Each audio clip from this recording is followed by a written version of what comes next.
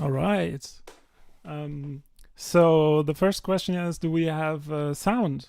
So if anyone in chat could quickly tell me that you're hearing me, that'd be awesome. Because then we can start. And you can see Enrica already. She's there. Hey.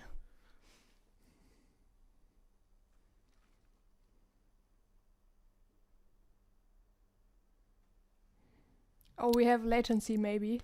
Yeah, I think so too.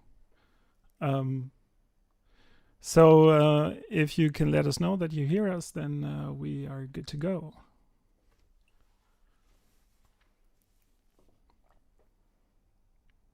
But if it's like 10 minutes, we have to wait a little bit. Yeah. So I actually just saw the screen switch over, so that's good news. Yay! Awesome. So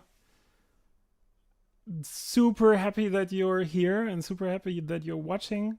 Be kind with us. There might be some little hiccups on the technical side. It's our first live stream from here, and yeah, we are Enrica and Roland. Enrica is sitting over at the soldering station, and I'm sitting over at the mic, so you can see me, but I'm here. Hi. So yeah, I think we're good to go. And the really the first question is, what the hell are we doing tonight? So we're soldering the brand new Plinky DIY Kit. Alex sent it over. It's a super cool little standalone synth that packs like a lot of punch. We have some little demos that he put up and that you can hopefully hear. Let me try that.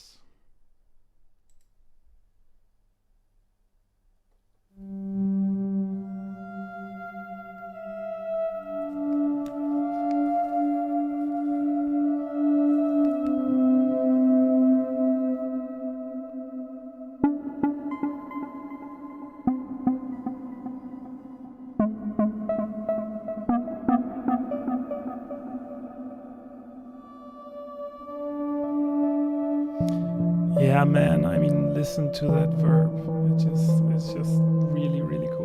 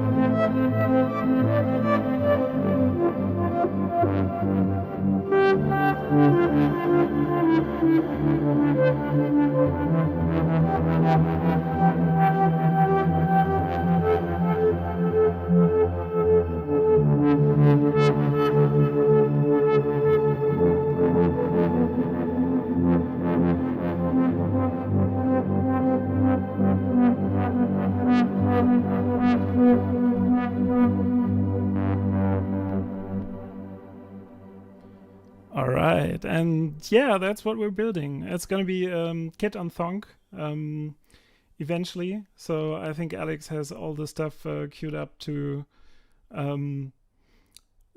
start producing them, or to start even shipping some of them. This is still a beta build, basically. So, and beta with BETA. So it's not quite the thing that people at Thonk are gonna get. But yeah, having said that, it's really, really well prepared. So we have a manual, maybe. Okay, hang on. Or maybe not.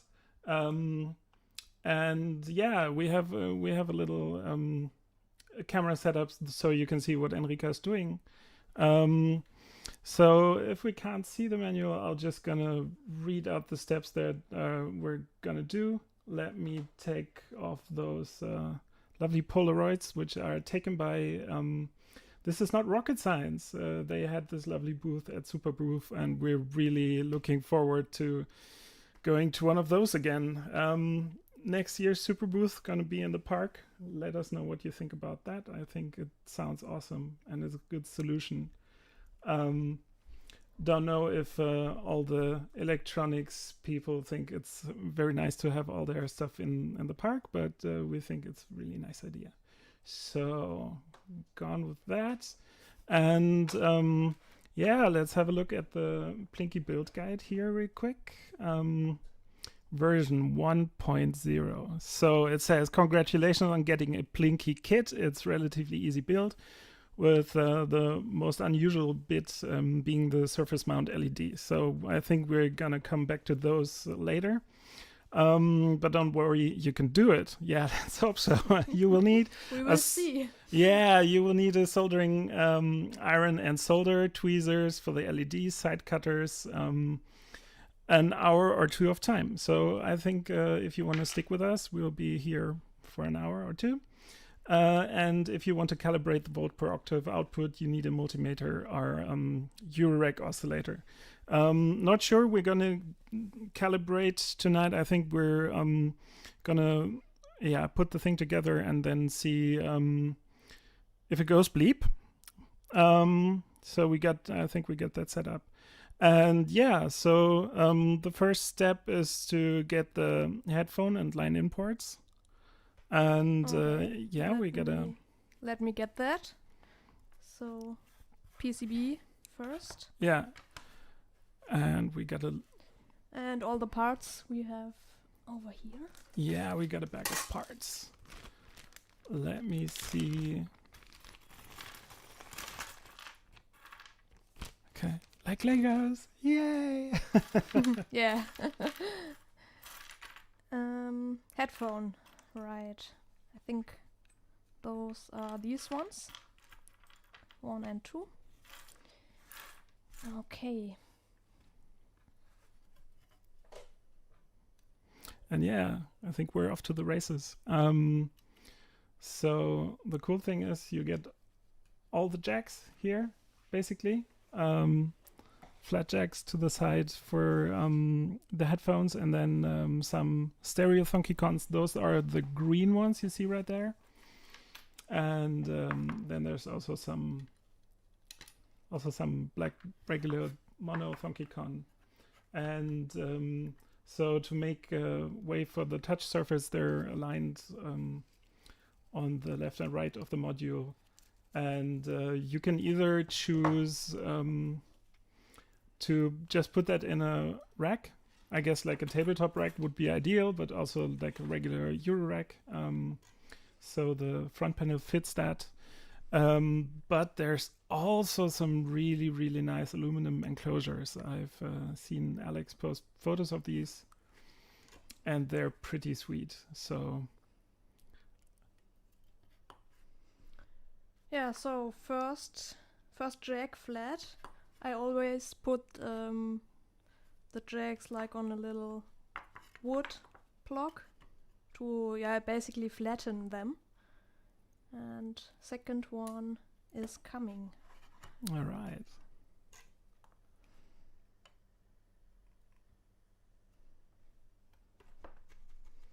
I have this very, very professional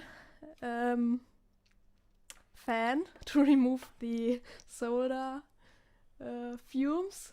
Yeah, it's basically a computer fan, but it does you can its job. You can just hook them up to like a 12-volt power source, and have a little vent for not inhaling the solder fumes, which are not so healthy, even if we're using the lead-free solder. I mean, so with lead, it would be even more toxic, and so it's only little toxic.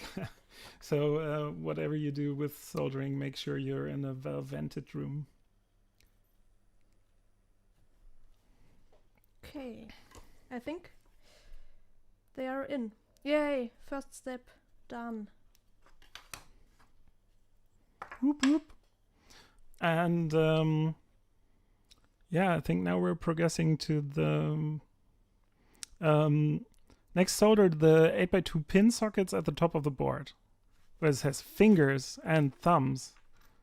Yeah, that's a really nice touch about the Plinky boards, as they have all sorts of in-joke little inscriptions on them, basically. All the body parts, basically. All the body parts, yeah, where the processor is the brain.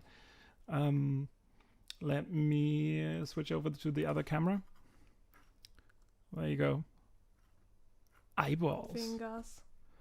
And there's also an extension port, which we're really looking forward to what that does. All right. Okay.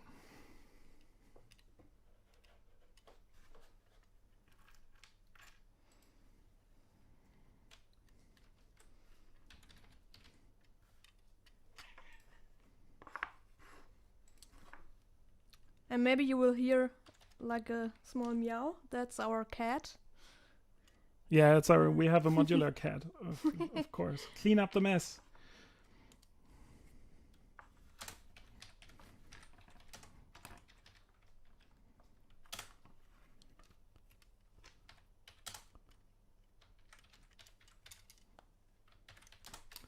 So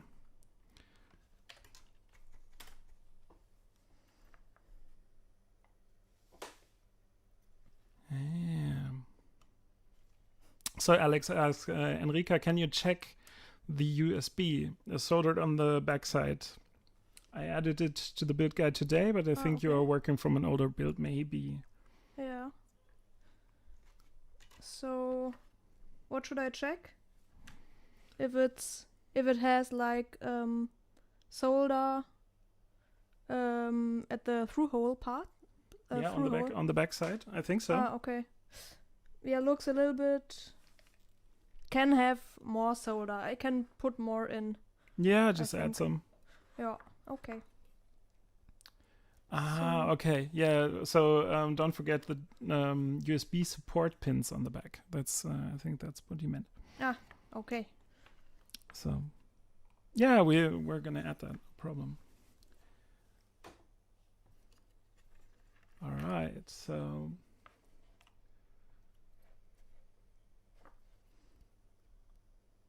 Just having a look through chat. Alex says he's so nervous.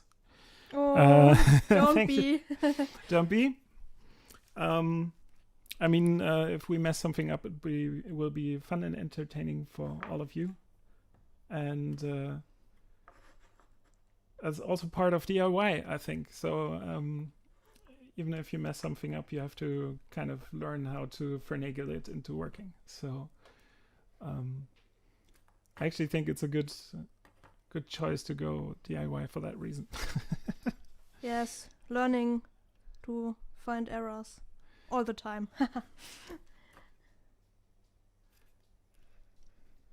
All right, yeah, and Marked Modular said this looks like an awesome synth. Really looking forward to getting one. Yeah, actually, yeah, I'm super impressed. So it's just fantastic. What can be done at that form factor now? I think that's a development we've all yeah, we've all been part of over the last years, that all of a sudden you can do awesome things with better microcontrollers, and all of a sudden you have yeah, a full synth voice, stereo synth voice with effects in that form factor, which is just super awesome. And I mean, not to belittle the skill that needs to go into actually programming one. So hats off to Alex for making this work. And what else is going on? Roman is here. Hey, Roman. Hey. Hope you're doing well. Then I saw in the Discord of DivKit that Origin ST is super excited for the Plinky. Looking awesome. I hope I can find someone to build it for me, unless they decide to sell them built in the near future. I'm not exactly sure if pre-built Plinkies are coming, but I mean, Eurorack is sort of a karma thing, so I'm sure you're gonna find somebody to build it for you. And if you absolutely don't find anybody to build it for you, maybe you can ask us. Maybe. Depending on where you are. I mean, I think it makes sense to just look for somebody who can actually do it that's close to you, instead of shipping it around the world. But even shipping around the world, who knows? Okay, so headers are in. Okay. And now I will put some more solder in the USB bag. Let me show that on the other screen. Okay. So here's the USB thingy. And the supports need to be soldered so that the thing is stable.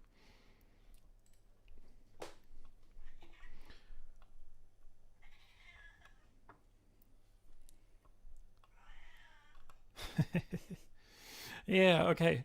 So Alex is saying, I have a person offering to build some for me, but I'm nervous, so I will start with kits. Yeah, also it's quite funny, because I've also heard that argument the other way around, that people are nervous for just DIYers to make too many mistakes, so they would first go full manufactured. But yeah, I think the real thing is just to start with one of these things, right? I mean, like a fully manufactured, maybe wave soldered product is just something completely different than a DIY kit. I think for a DIY kit, you need to make sure you have good instructions and that everybody knows what they're doing. All right, so Enrica is finished with the support of the USB, and we're off to securing the USB ports. That's actually in the. I think I jumped that. Yeah, so the 8x2 pin sockets that you've done that. Are they? Do you think they're straight? Yes. So straight. All right. Eurorack Power. The Eurorack Power connector goes into the board where it says Europe. Don't put it in the footprint next to the hole. That's for future expansion and can be left unpopulated. Now solder away. Okay, and it's this way around, right? Yeah, I think so. There's no other chance, right? Yeah, you could. No, I will not show the wrong way. Okay. Good way to check would be actually with a Eurorack cable. Do you have a Eurorack cable over there? Yes, you do, right? Yeah. I see one. And all right, that goes in there. And is there any red stripe orientation? All right. Then you have to yes. trust. Yeah. Okay. All right. So what's chat up to? Can you tell us about the things in the background of your shot? What's the white button thing? The white button thing is actually really, really cool stuff. So that's ace tone rhythm ace, and the thing about these is they're the predecessor to Roland, basically. Before Roland became Roland, they were called ace tone, and they made these organ size rhythm boxes, basically. So it's really big. It's I would say that's like 104 HP or something. You can see the rack above that is like 84 and then some. And the fun thing about that is that all the so the TR 909 and 808, so the big new thing they had in those were transistors, right? So before that, the rhythm ace was done with coils. Like, so if you open up that machine, it just has like coils the size of basically of the knobs. So they're like 2 centimeters by 2 centimeters, I guess, hand wound coils. And so these drum machines, they actually sound really nice.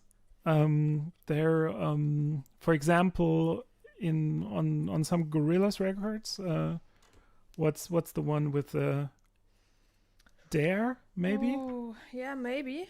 Yeah. Here, jig, jig, jig, jig, jig. This one. Yeah, okay. And so the fun thing is the rhythms are usually preset.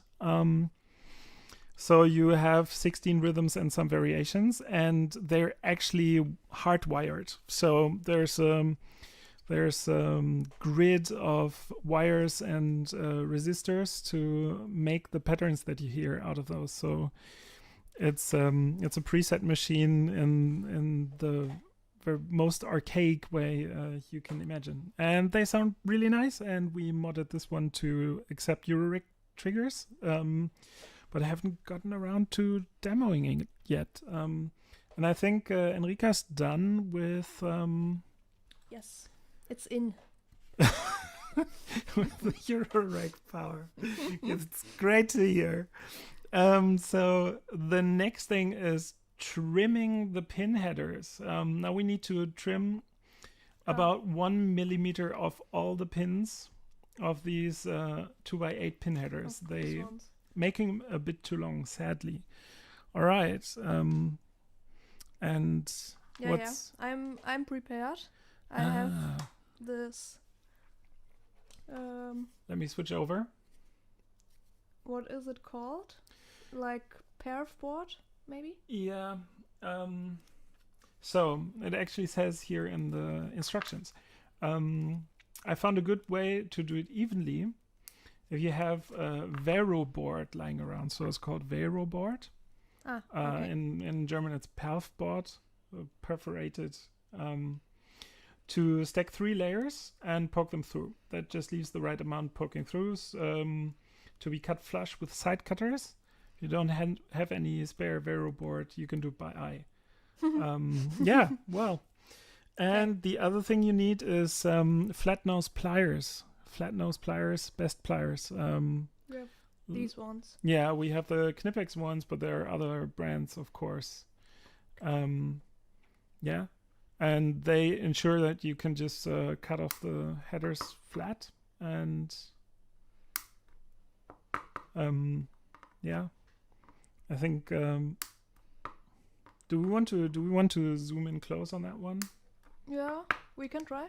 Hang on, there. Maybe you have to scoot a little, and then just show the pliers ones. Yeah, pliers. Okay, so the thing is the side is flat, and then you can cut the pin headers off. Yeah. All right.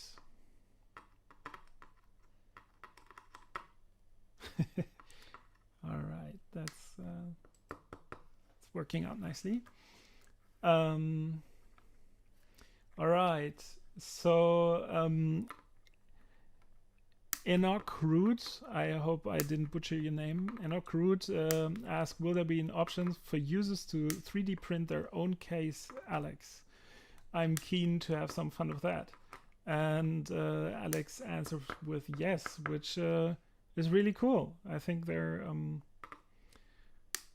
might be some just 3D plans for you to try, which is cool. And so George Mikael says, glad to be on your mailing list today, Alex. These kind of kits are my favorite. So if you're interested in the synth, then you could visit plinkysynth.com to find a lot more info about that, and also sign up just to Alex's newsletter, I think. And there'll be kits at Thonk, if I read that correctly. There'll be, I think, a run of 100 first, and if you join the mailing list, you'll get notified when they're out. And yeah.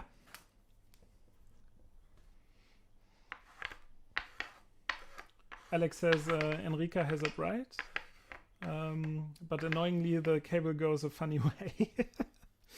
The header? This one? Yeah. Or? Yeah. Okay. I think so. And so Roman asked if the case options are already ready. Amazingly, some guy just DIY milled case from aluminum, which looks absolutely spectacular. While Alex was in the process of having one factory made, that guy just tried it for himself and just knocked it out of the park. So that's already shaping up to be awesome. And then Roman says, I was thinking of putting it in the rack, but looking again, it might be nice to have it off case even. Yeah, that's what I thought too. So we have quite a lot of, it's probably not right, but we have some touch modules. And for example, the Dobos ones, the touch sensing node memory, or TSNM, and his other one too. Do you remember what that's called? Xio. Yeah, Xio, XIIO. Yeah. And they're both really great modules, but the thing is that if you have your case just standing up, then you're not really using the touch surface that well. Because you have your hand like that, and then it's just at a weird angle. So we decided to build some just flat Eurorack cases to just have them on the tabletop and go have fun with that, and that worked a lot better for us. So even as a standalone case, I think that makes a lot of sense. All right. Almost done. Okay. So Alex is uploading STL file example. Awesome. Basically, if you have a 3D printer, you can replace the hex spacers with a 3D printed end cap that encloses the side and provides screw holes to mount everything to. All right, that sounds awesome.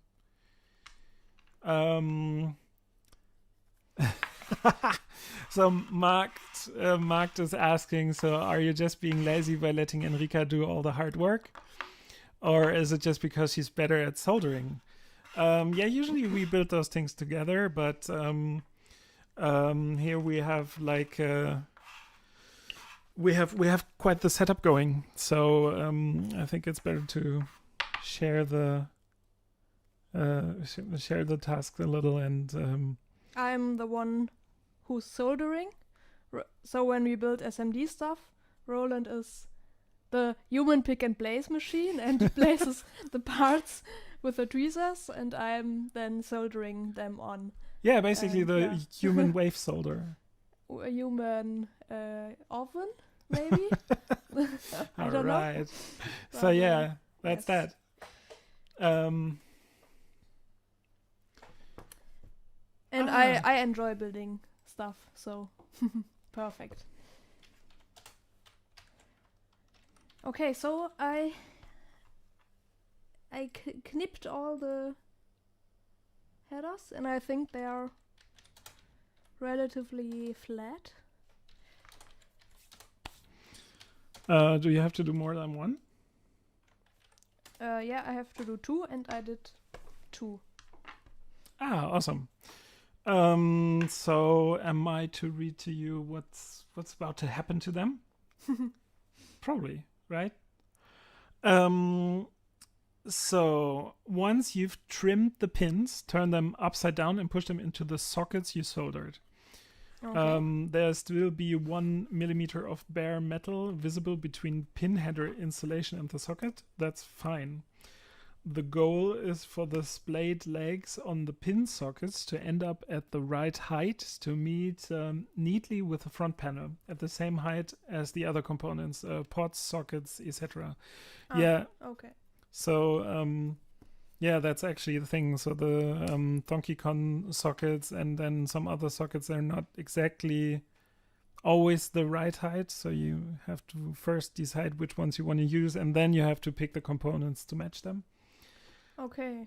So are we inserting the funkies and stuff now? Yeah, I'm talking too much, huh?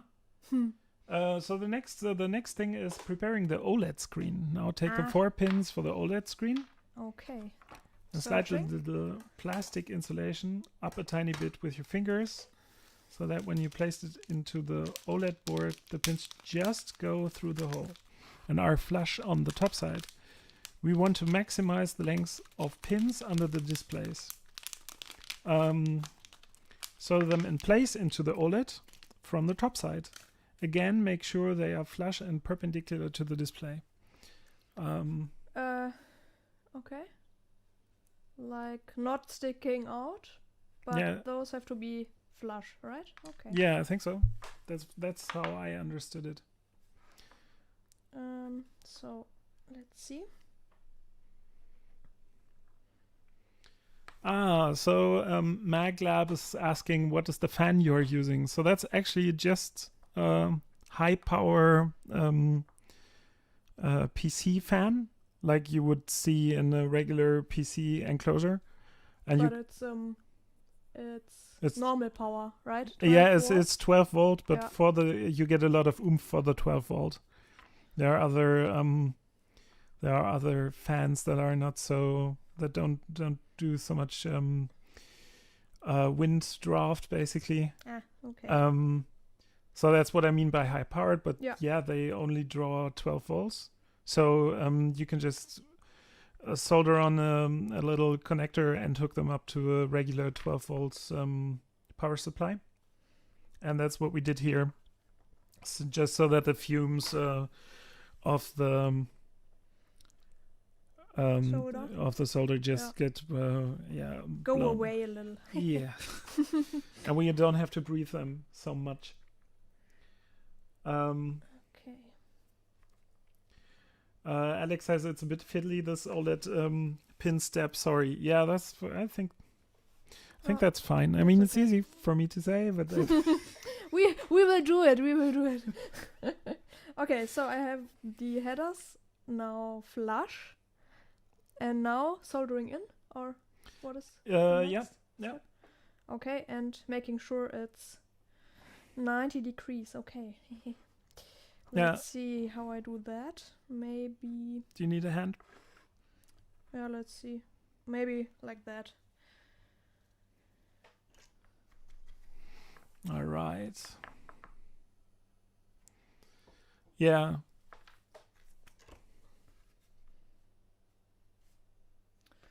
Okay, is that 90 degrees? Let me zoom in. Uh,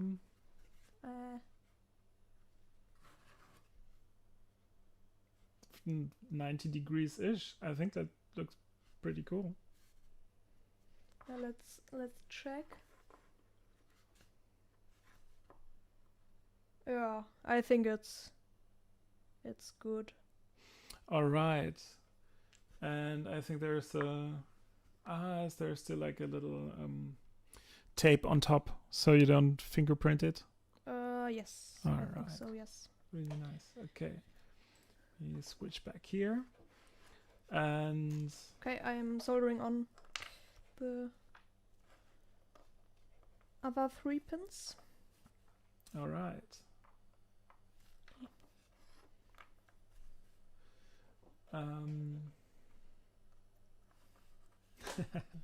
So Enoch says, I was thinking of doing some mods, maybe a Geiger-styled alien ribbing on the sides, or something Blade Runner themed. Yeah, possibly. I think you can definitely do Blade Runner themed patches on it. So I'm looking forward to see your modded case. Okay, Ro- headers are in. All right. All right. So the next step is placing the sockets and ports. Now place the 2 ports and encoder in between the pin headers. Okay. And black and green Eurorack sockets down the sides, but do not solder them in yet. Mm-hmm. I think the idea is to put on the panel first and then have everything align. And there's markings on the PCB. Which ones are the green Thonkicons and which ones are the black Thonkicons, I think.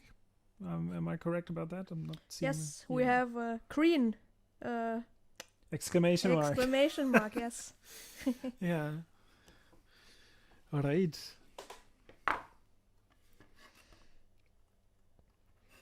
And so pots, yes, first one in. Nice. yeah, I mean, if they're so what Enrica is doing right now, if they don't slot in right away, you can just flatten the legs a little with a tweezer. There's always it's always fun. Like in DIY, there's always a little metal work involved as well.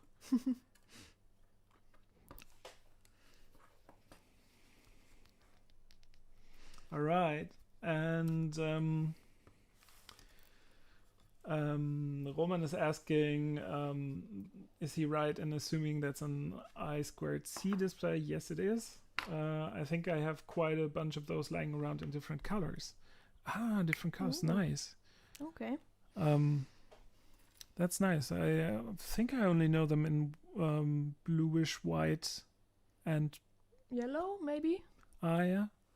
I've seen yellow ones. Yeah, I've also seen some where it appears that they printed a colored overlay basically. Ooh. So it's still yellow and white, but it's separated at a line like 16 pixels or something. Yeah. And then you have a dual color display that's not really dual color. Mm-hmm. So yeah.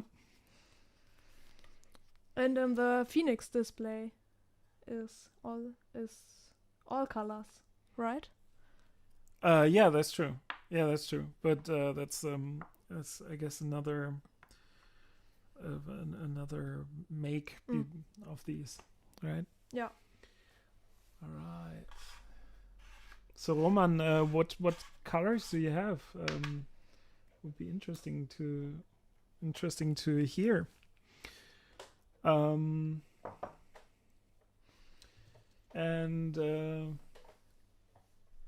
Alex says the alignment of the display is better than his. So thumbs up. I think it will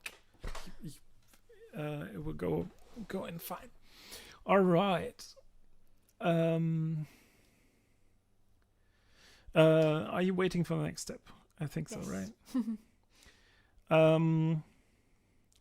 do the 2 pods knob with dark green body. Yeah, the potentiometers first. Mhm. As they are the trickiest to place, you may need to squidge the outer legs a little to make them fit. Yeah, that's what I did. Yeah, be gentle as the 3 pins may bend easily if you don't line them up with the holes. Take care to place the 3 light green jack sockets in the right spots. Mark green. The other 13 are black. Okay. And So 3 green ones. yeah.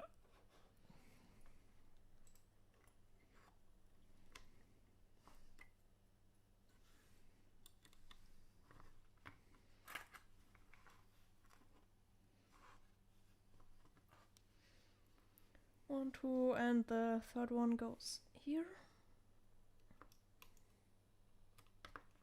Okay, and the rest will be black.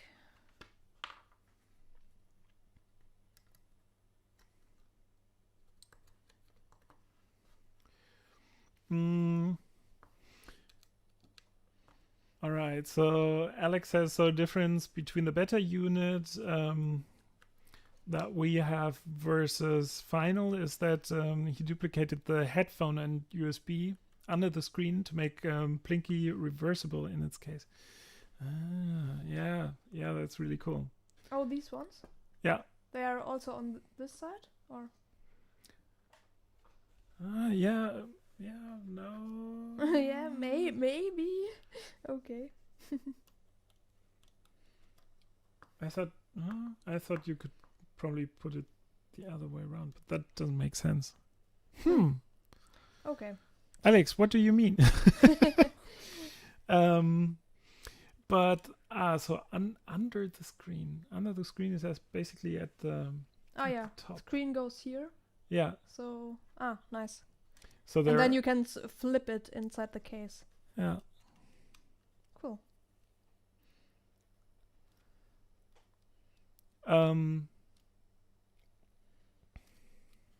So this is not rocket science. Hi, how are you doing?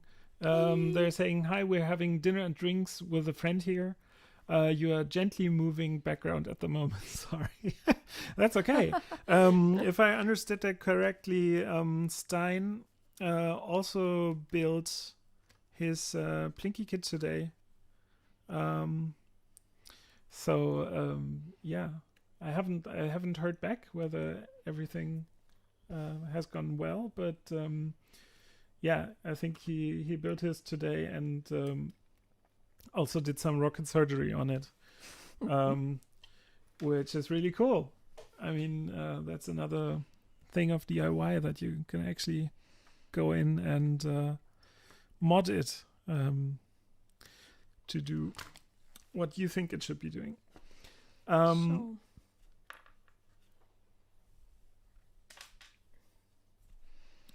Okay, Alex said, I squashed them together at the bottom and then copied to top. All right, so they can... Nice.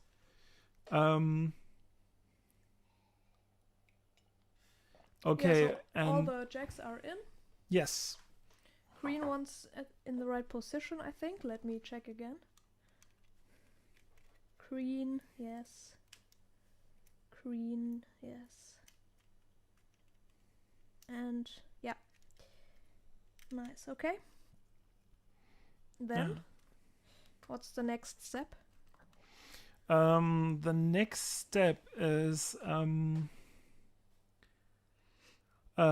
lastly, loosely slot the display into its position so that it sits on top of the headphone jacks and USB socket at the top of the board. PCB way, there's nothing under it in your version. Okay. So this is actually quite cool if you will have the Thonk kit, then it will just align easier, right? I mean, if there's something under it, you just put it on top and then it's perpendicular, rectangular, flattened. It just sits nicely on top of the components. That's actually, it's quite a clever use of the jacks. Of the jacks then. Yeah, so the display goes on top of the... Okay. Yeah. And then I think looks like the front panel will go on top of everything. Now place the front panel over all the pots and jack sockets so that everything is lined up as in the picture on the right.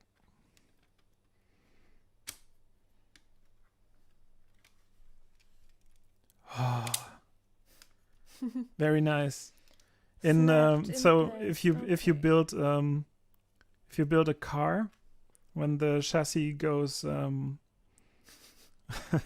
when the chassis goes on the basically on the carrossery, they call it the wedding. So this is basically so Plinky wedding now. Nice. Okay. And do we put on some nuts maybe to hold it in place? Yeah, I think so. You may want to tape the sandwich together with masking tape or other non-sticky tape. Alternatively, turn it upside down and balance it on something. Oh yeah, we can do that. Maybe on some wood things. Yeah, and I think... and maybe I will screw on 2 or so nuts to hold it in place. Yeah. I mean, we have to remove it later to put in all the LEDs. Okay. But, yeah, but one cool thing you could show right now is what are their hex nuts. Yes. Never mind then. We have this really nice tool from Exploding Shed for knurled nuts. Actually, I think it's over there by the Gieskes modules. Yeah, I mean, we could change them to knurled nuts. Nope. Okay. Yeah.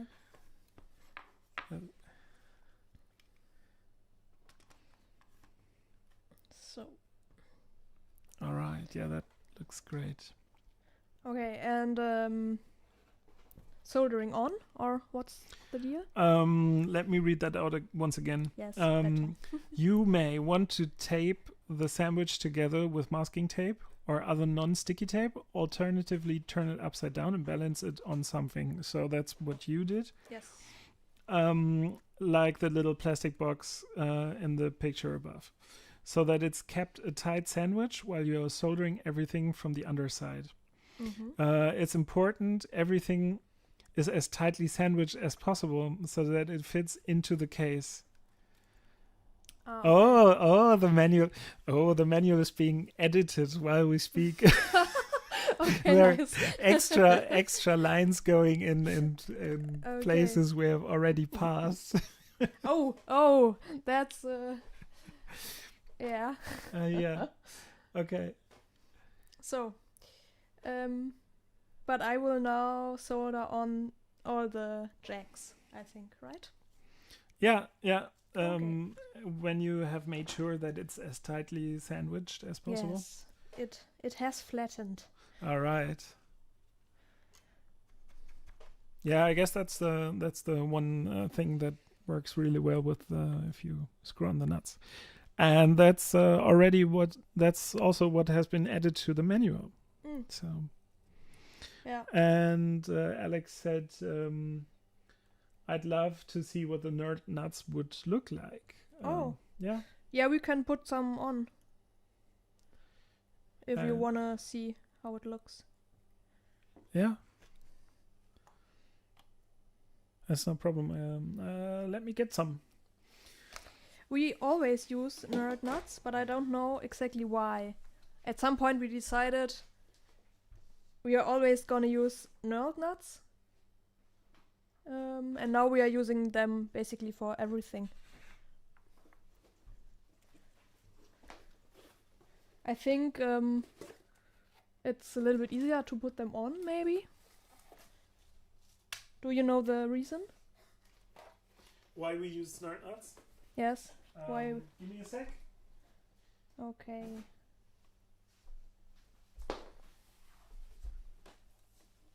All right. So I actually think we use the knurled nuts because we just bought some kits that were just complete kits. And then we decided we want them for everything.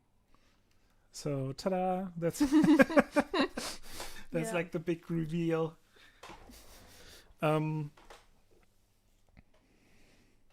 Yeah, depending on if you have a tool to actually tighten them, it's they're either great or a pain, basically. Yeah, but the hex also, they're also a pain Yeah. if you don't have a tool, I think. All right.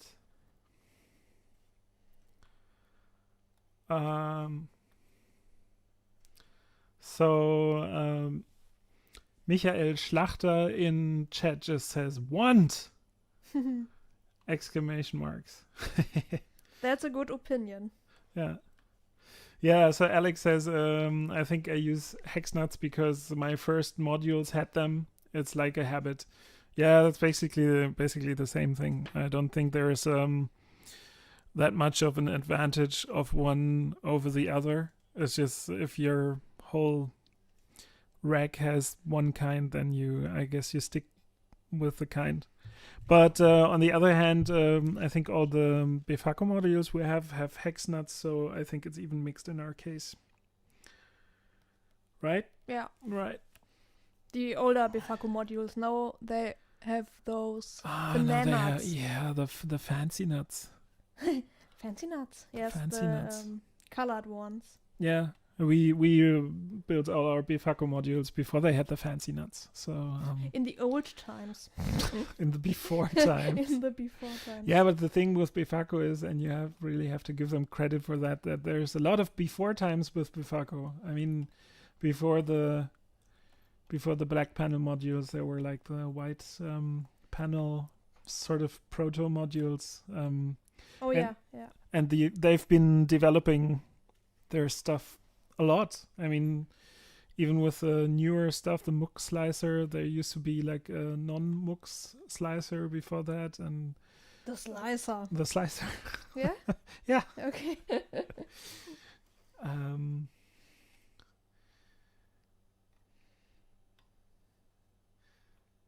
All right. So Patrick O'Doherty in the chat says, first tool I 3D printed was a bit tightener. Oh, Yeah. that is very smart. Yeah, that's very smart. And let me quickly, or let us quickly show, I think you're sitting closer to it actually, the bit tightener that we got from... Exploding Shed. Yeah, Exploding Shed. Sorry, the name escaped me for a second there. So yeah, there you go. And if you have a look at the underside, yeah, there are those little grips that slot into the knurled nuts. So that's pretty handy. I mean, we can use it. We can show it in action. Let's show it in action. Bit tightener. Best thing since sliced bread. We should do a module called Bread Slicer. Yeah, so this is not rocket science. Says, first module, I built some diode clipper modules from spare diodes, which is really cool. I mean, okay. there's, I think, I don't know, there's a huge diode clipper history in both like Roland drum machines. I think almost all of the 909 instruments have diode clippers just to make it sound fatter. Snappy. Yeah. For snappiness. Okay, so yeah, knurled nut going on, and then with a tool you can like screw it on tightly.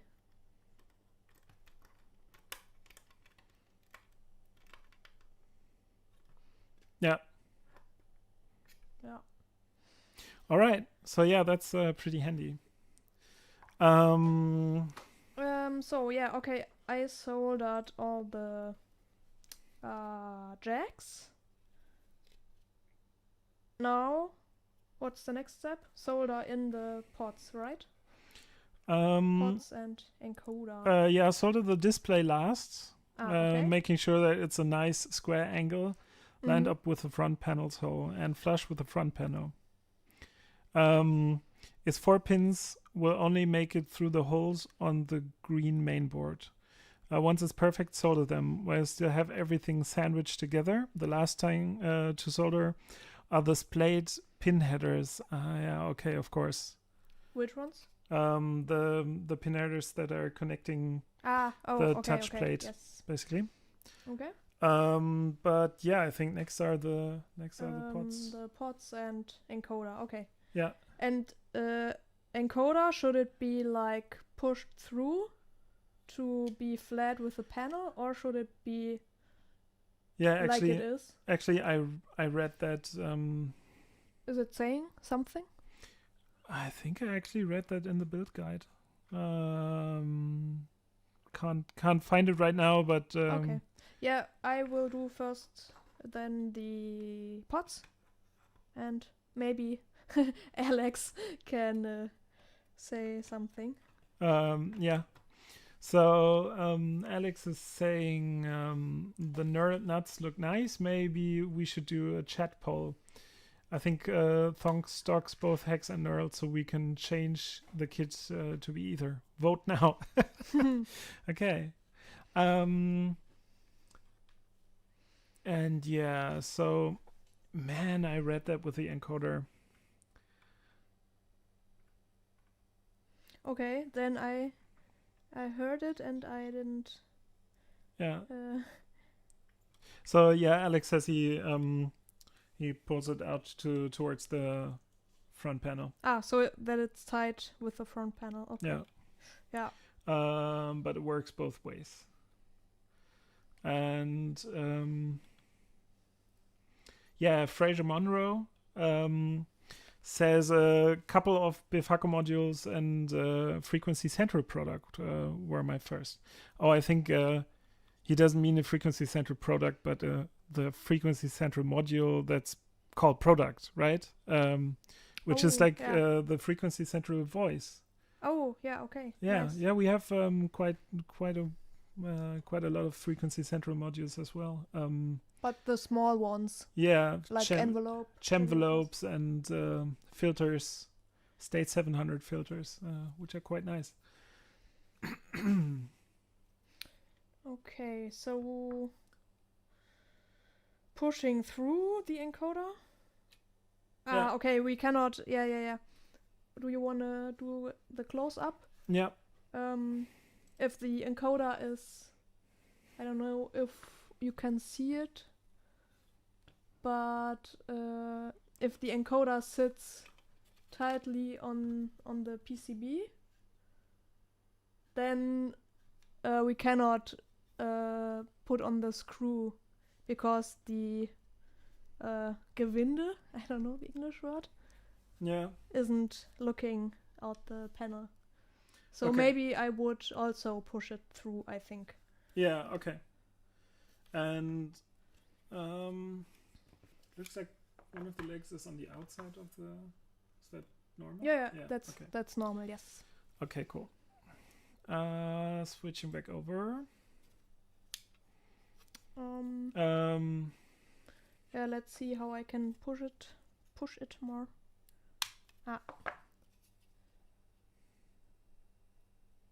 All right. Yeah, and I think I will put on a... Oh, I think we don't have the nuts for those ones. Yeah, let me get some. Yeah, okay. Yeah, then we can maybe put the nut on the encoder. So then it's flat with the front panel. Oh. Enrica, what was your first module? First module. Yeah, so the first thing I ever soldered was from Bastel instruments, but they were not called Bastel. They were called...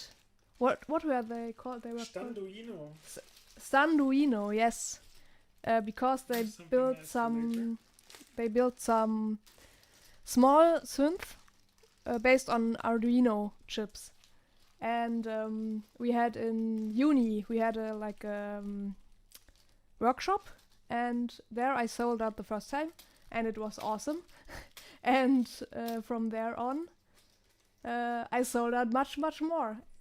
For example, Roland gave me for my birthday the Ambika kit from Mutable, yes. That was very nice. And this has some Eurorack parts in it, I would say. You can connect it with the module. Yes, but the first module was, I think, maybe the filter from the cell and key filter from Befaco or the Turing machine. One of those. I don't know exactly. Yes. But before that, also the Shruti from Mutable, which was also great fun. Oh yeah, that's a lovely synth. Yes. Okay, so we have nuts. Is it nuts? I forget. Washers and nuts.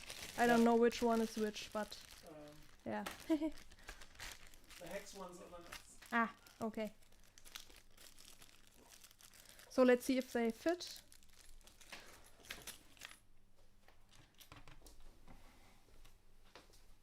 Maybe with the washer.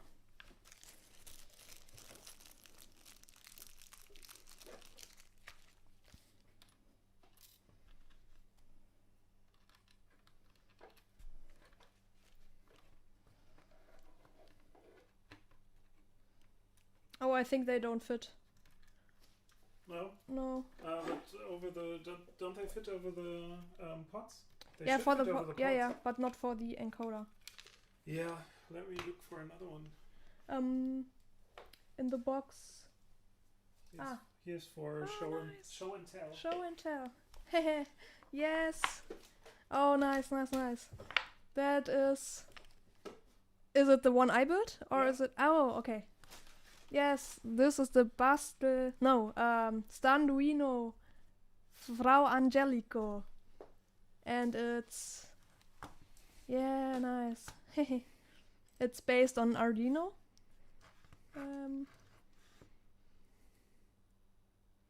Yeah. Super nice, and you could decide which LEDs you wanted and which knobs you wanted. That was a really great workshop. Old times. Cool. Okay, but what are we looking for right now? We are looking for the nut for the encoder, Okay. which should be in the box for the Heart of Gold things. Yeah. We bought a bunch of encoders for another project, and I think they are the same kind, hopefully, so they should fit on the encoder. Yeah. Ah, nice.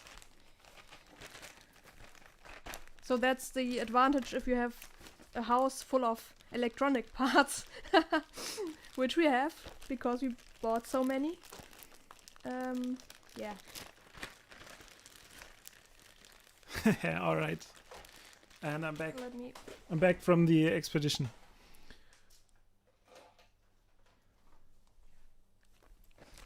There we go. What's chat up to?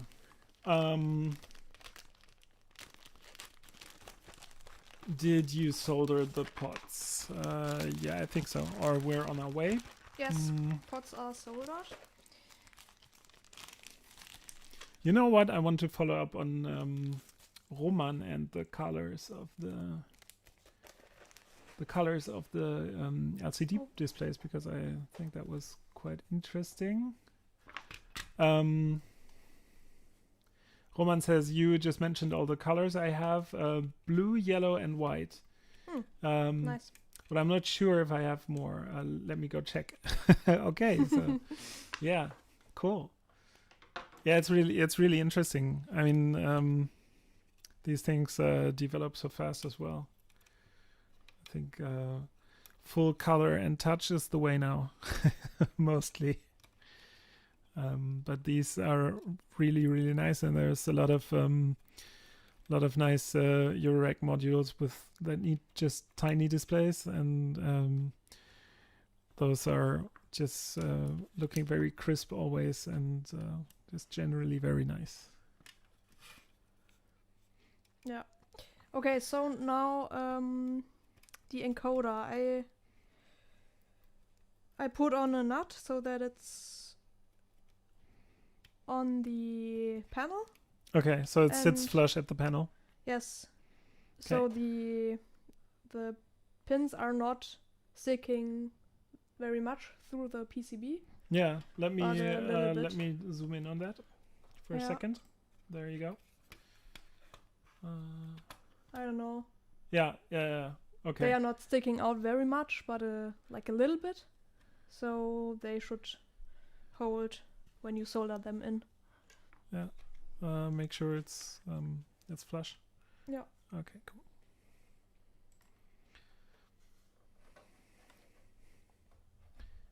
All right. So Roman says, yeah, checked. White, blue, yellow only. I wish there were green ones. Yeah, that's a good point.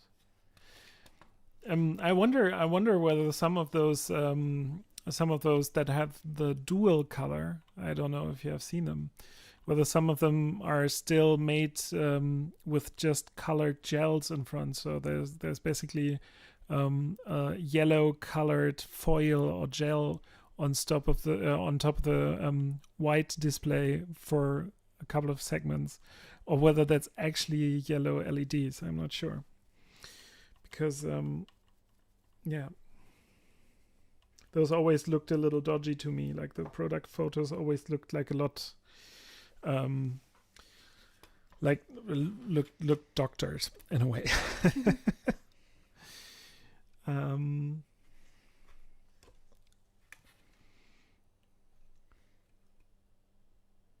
Yeah.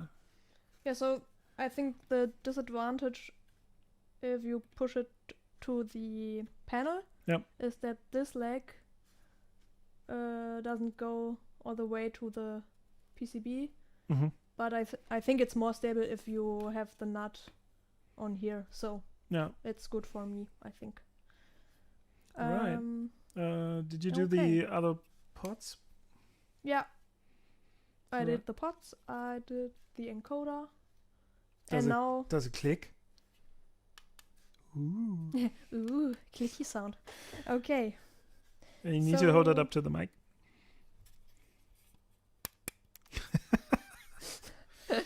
Spectacular click experience. Yes. So Alex says, kids are rebelling, bedtime postponed. My daughter was very excited to see her spider pin on the stream.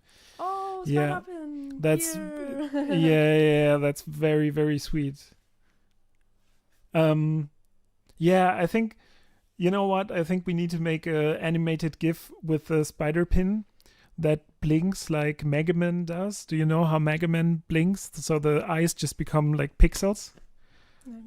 And so the spider could like blink asynchronously. That would be pretty sweet. I think we have to make that happen. I would offer my pixel pixel skills for making that happen. So are your kids watching? Alex's daughter also did the Plinky logo. Oh, that's a very nice logo. I like it very much. Yeah, thumbs up. Very cool. Okay, so we found nuts. We put one on the encoder. Yeah. And what's our next step? I think next is the screen. Right? Solder the display last. Yes. Making sure that it's a nice square angle lined up with front panel's hole and flush with the front panel. Its 4 pins will only make it through the holes on the green main board. Once it's perfect, solder them. While you still have everything sandwiched together, the last thing to solder are the splayed pin headers that should be just touching the front panel, like this. Yeah, like you have them, I think. I mean, they should be aligned, but... And then solder from this side? Yeah, I think so. Yeah. Okay. So yeah, solder one side. So that it sticks. Then remove, and then the other side. Okay. Yeah. Got it. So first the pins or first the screen? First the screen. Screen. Okay. So let's see.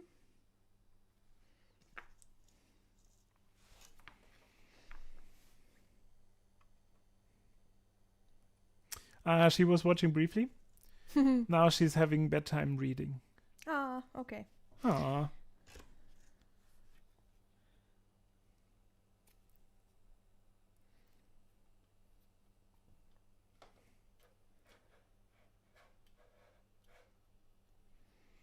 Right. Okay. So, do you want to have a look? Is it good? The screen? Have a look at the screen. Yeah, I think so.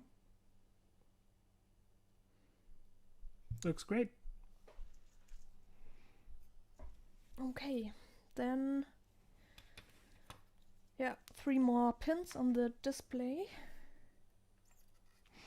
Are you going to use contact again? Yeah, we can clean the PCB With contact. with contact. Yes. I love that Enrique has like a large can of what is removal. it? Flux removal cleaning spray. And it says contact. Okay, nice. So screen is fixed or done, and now the pin header. Okay. Okay. Just as you said, you solder one side, then take it apart and do the other. And then your main board is complete. Just the LEDs left. Yay!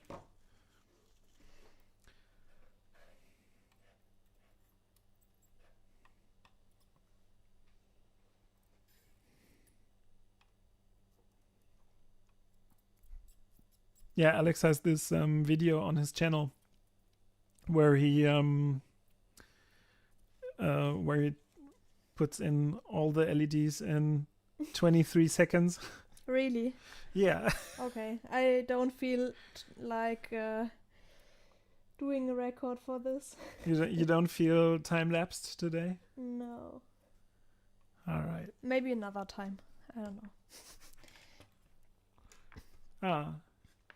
Alex says if you want to try powering it should boot up and say Plinky, even without LEDs.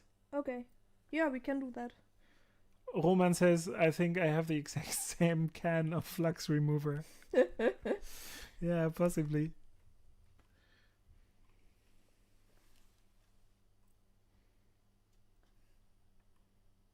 Yeah, I think it's relatively common.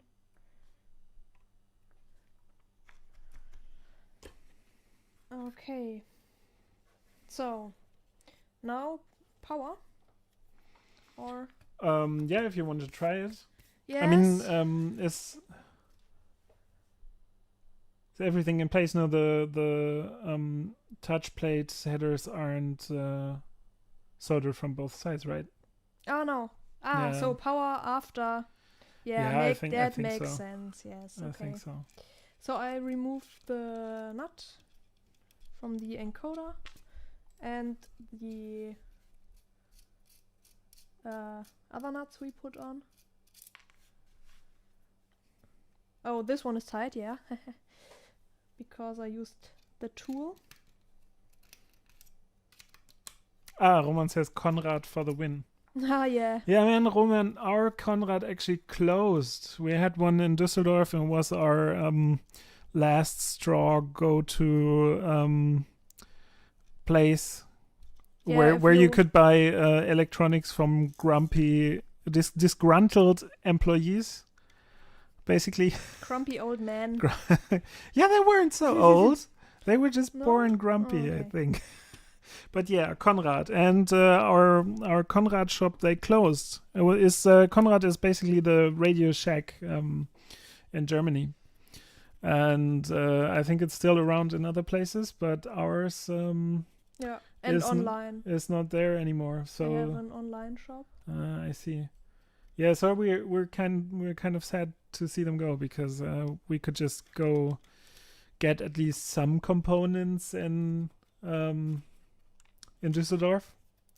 And the other fun thing actually about Conrad is the one thing that they sold us that we actually use quite a lot are those big resistors that are sometimes on our front panels, Yeah. because yeah, I mean, For 1 watt. yeah, Yeah. they're huge. So they're those huge through-hole resistors, and whenever you would go to their shop, you would say, okay, I need some 10K resistors, and they would just like, okay, here's the catalog, give us the number, we can get it from get it from storage, and so you would go into this catalog and find Yeah. like a gazillion 10K resistors, and you would just pick one. There's and one. yeah, and they would just come out and get you this ridiculously huge resistors, and so we had way too many of them, and started putting them in our front panels. How's that working? Yeah. A little bit fiddly, but it's okay. It means that it will hold tight once finished. All right.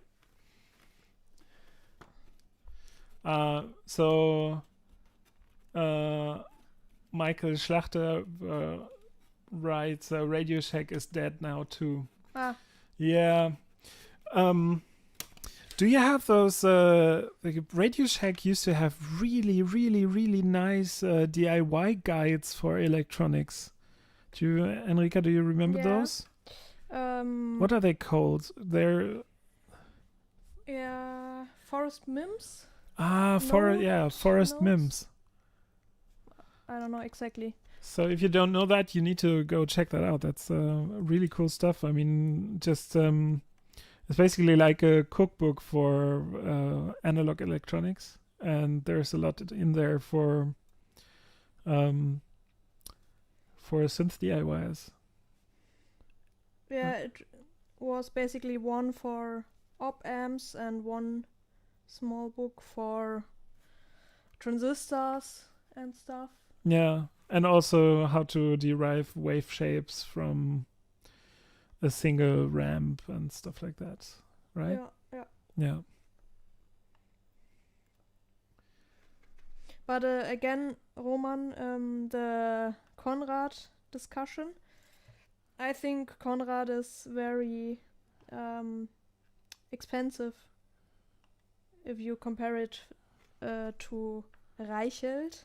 Or other online shops, Or yeah, other- like Mauser or Yeah. DigiKey. Yeah, that's all of a sudden a global market now. I mean, you are now competing with those guys, and you're also competing with like LCSC and companies in China that you can just order stuff from, and due to free trade zones, it's like they're in a week, which is Yeah. yeah. Well, okay. So those headers are on, and we wanted to power up this board. Should Yeah. we try it? Yeah, right? Why not? Let's see if it says Plinky. Ah, so here, this is one of a prototype of ours, and it has The big the resistor. big resistor. There you go. Yeah, That's the one that we got hundreds of from Conrad. yeah, and now it's like a design. Yeah, it's our little in joke. Yeah.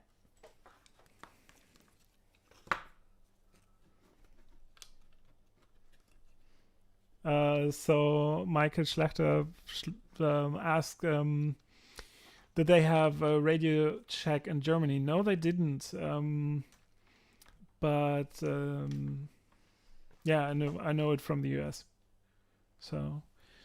Okay, are we ready? Yes, right? Yep. Yay!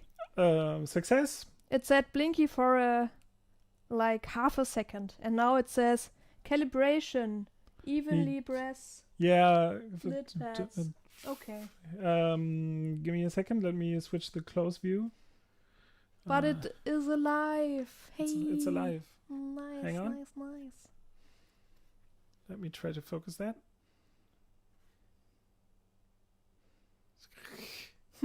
Yeah. There you go. Like that, maybe? Yeah. Calibration. Yay. Nice, okay. So, now the fun part, right? Yeah. 23 seconds, I heard. Okay. So, yeah, Roman says they were very expensive indeed, or I mean, still are, I guess. But it's excellent when you need something quick and not in great quantities. Yeah, that's absolutely right. I mean, the moments we went to their basically brick and mortar store was when we were building stuff and we had forgot that 127K resistor or something, and yeah, that was nice. That needed to go into the 909, or the weekend was done. Yeah. So yeah, I mean, yeah, I actually missed those two. Okay, perfect. It works. It's alive. Yay. It lives. Yeah. Nice. LEDs. We have the white ones. Alex says my heart rate finally goes down. Oh no. Yeah. Okay. So we have a lot of white ones and a few of blue. Is it blue? Yeah. Few blue ones. Let's start with a few blue ones, right? Yes. Okay, finishing the connectors on the front panel. You did that. Main board is done. Congratulations. Have a cup of tea and give yourself a pat on the back. You have completed the main board. Okay. All that remains are the LEDs. Yeah, so I don't have a tea, but I have a coffee in this Sally. Is it Sally cup? Yeah. Peanuts. Yeah. So, cheers. I have the Lucy cup.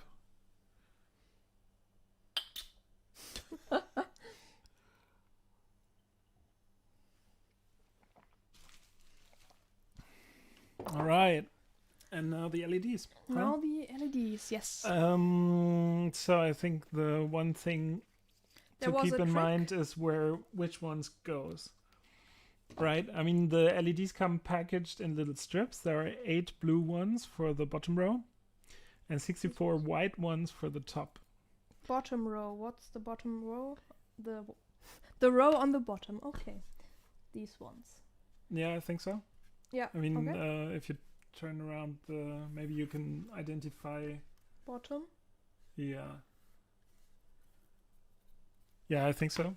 And 1, 2, 3, 4, 5, 6, 7, 8. Yes, that matches. Okay. And what's the trick? The trick is to put solder on one pad, and then.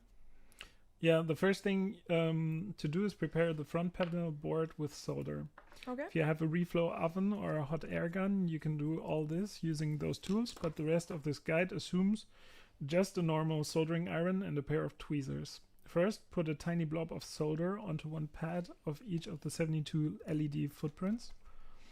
I do the top pad of each pair just above each hole and the left pad on the bottom row. You don't need a lot of solder, just a tiny blob. It should look like little pillows of solder, like this, when you're done. And let's see what the close. Give this a closer look. Yeah, sorry, I did. Are you I'm done already? Yeah, with the ones on the bottom. I can do the other ones. Yeah. As well. Where are we?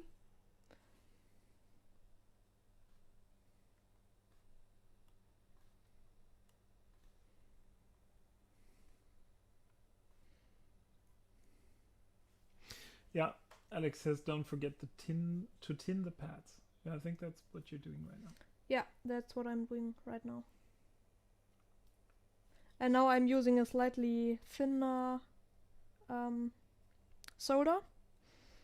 It's 0.35 millimeters. Yeah. And yeah, I like it for SMD stuff because you don't get huge blobs on your soldering iron.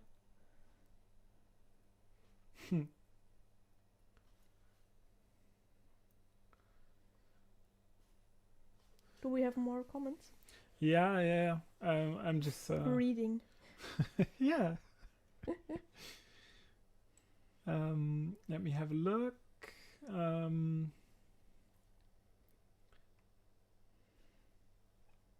So Patrick O'Doherty says that we have similarly no brick and mortar stores for electronics anymore in San Francisco Bay Area, meaning that it's all Mouser DigiKey orders. Yeah, that. I mean, being completely honest, I think there's a lot of components that are extremely specialist. So I think that makes it harder for stores that are not just giant conglomerates, basically, or ship out of one huge gargantuan warehouse. And I think somehow the technology also stopped at SMD for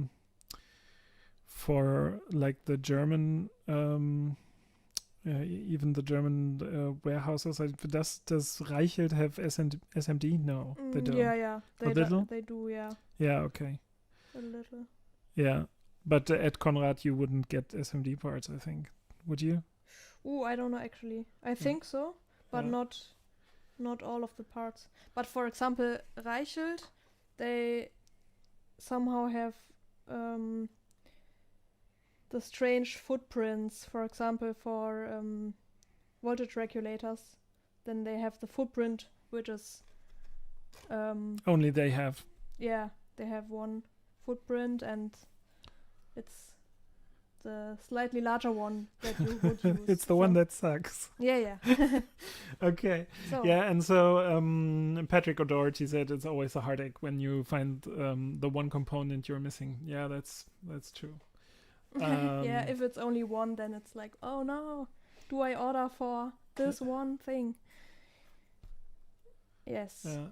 Okay, I did all the solder pillows for. Yeah, there they are. And now I will start with the blue LEDs. Yeah. Do you want to show how you insert them into the? Yeah, I can.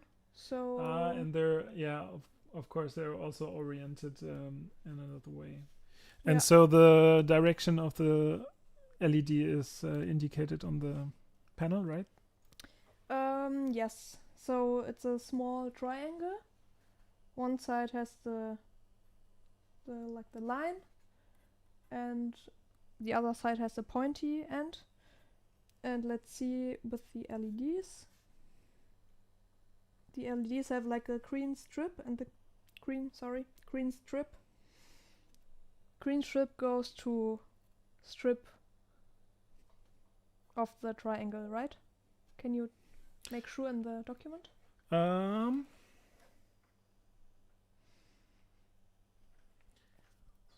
I think that's the right way. Let's do the 8 blue ones first. Carefully pull off the clear plastic cover and empty them into a dish or a clear bit of your desk. Watch out, they are super. Here's a pro tip from. Here's a pro tip from. This is not rocket science. Yeah. Okay. They always get like those placemats that you use that people in Shenzhen use for repairing phones, and that would like be the perfect thing to have right here, which we don't. Okay. I saw them. Yeah. What's the advantage of them? They're like rubbery placemats, and if you just clear out or desolder parts into them, you don't lose them. So this would be the correct thing to have here. Yeah. Maybe we need to get some. Yeah. Okay. And so the Patrick O'Doherty said it was always a heartache when you miss one part, and also Roman says no magic smoke. Good job then. Yes. Yep. Very good. Okay. Okay, so LED, I have one here. I will grab it with the tweezer and I insert it here. Yeah. So okay, fiddly. And so the So yeah, okay. But I think direction is right. No. It flipped. Okay. It flipped? It flipped.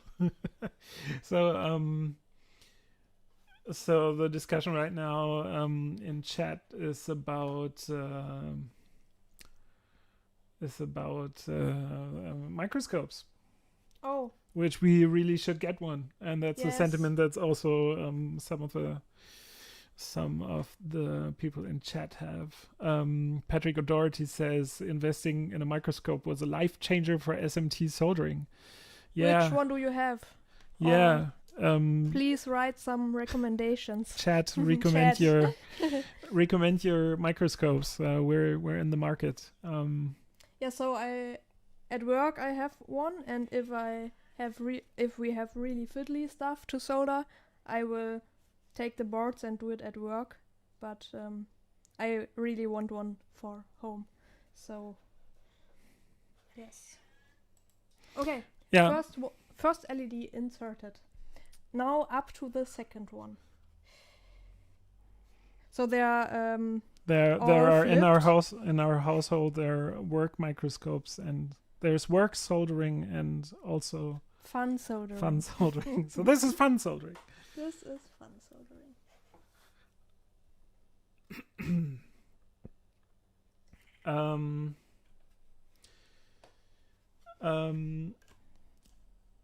Michael says coffee here as well. Cheers. Yeah, cheers. Yes. I've never soldered surface mount. I'm scared. Yeah, so I think surface mount is actually not that bad to solder. There's some advantages. I think first of all, I mean the obvious advantage is that you get a lot more components and a lot more compact designs, and stuff like resistors before a jack or something. That's just a lot more handy if you do it surface mount.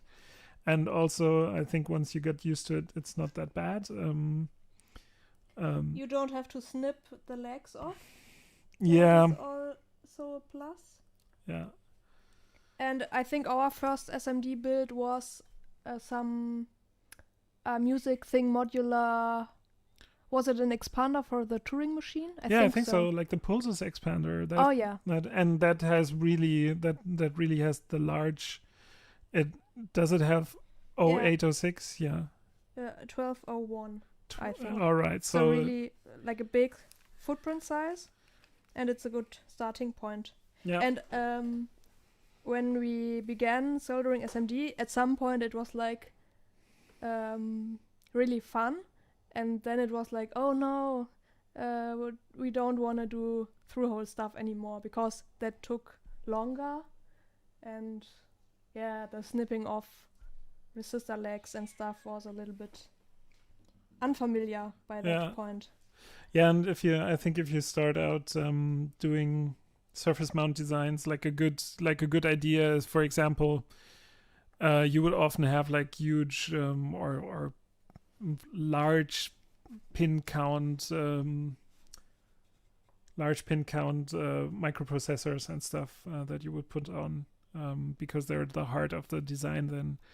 And I think the best way we figured out to do that was just to solder it on and then check continuity to all the destinations and flash the chip. And once the chip works, then it's pretty smooth sailing from there. But yeah, I can also totally get if you don't want to do that. I mean, there's just I think here for this kit, the SMD that you actually have to do like the LEDs. That's if you take it at a leisurely pace, then it's quite cool.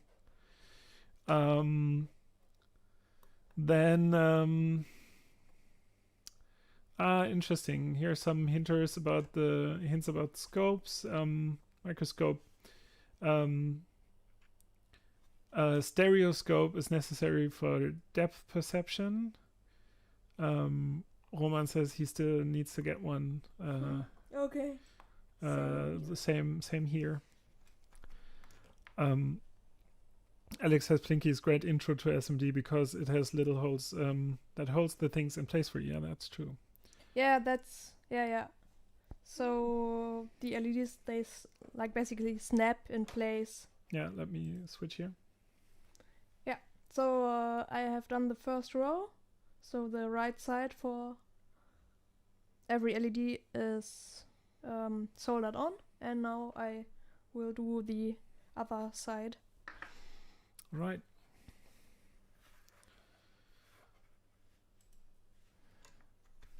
Yeah, one thing we joke about is that like we can tell our kids when we started out doing electronics, op amps were still this size. But this size like yeah, they were you know. So I think because electronics are really small these days, but I think they will get even smaller. Yeah. Roman uses magnifying glass for soldering, which is also a good option. Man, those diodes sometimes, they when they print on like yellow markings to tell you the orientation, and you can tell that the paint has totally worn out, then sometimes really hard to read like what way round they go. But enough of the whining. Yes. So first row is done. Those are the blue ones, I think. Yeah. And now some more, right? Like how many? 72? I don't know. 2, 4, 6, 7, 8. 64 more. Okay. All right. I think that's manageable. Michael says, watching this, I realize I have to improve my soldering game. Oh, okay. And Patrick says, StereoVision plus HDMI camera for $350 off AliExpress. Yeah, we've seen those. We've seen some off AliExpress. And they cost a lot of shipping. That's basically because it's a little bit of lottery what you actually get, I guess. I'm not 100% sure. It's not actually the same that you would get for very expensive here, because I mean these days a lot of stuff is just made in China and then licensed and rebranded. So it might totally be worth it just to go for it. And $350 is not that much for a high-tech instrument. So that's maybe we have to take the plunge. And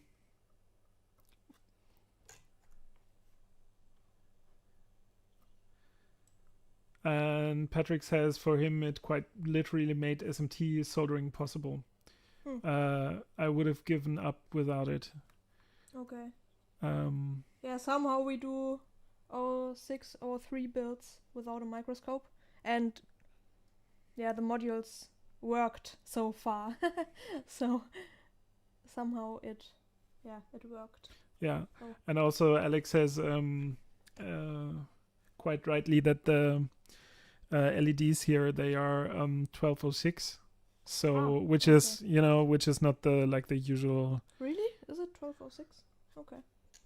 Yeah, they're just basically the small, the bigger or maybe even biggest footprint there is that is common now. Yeah.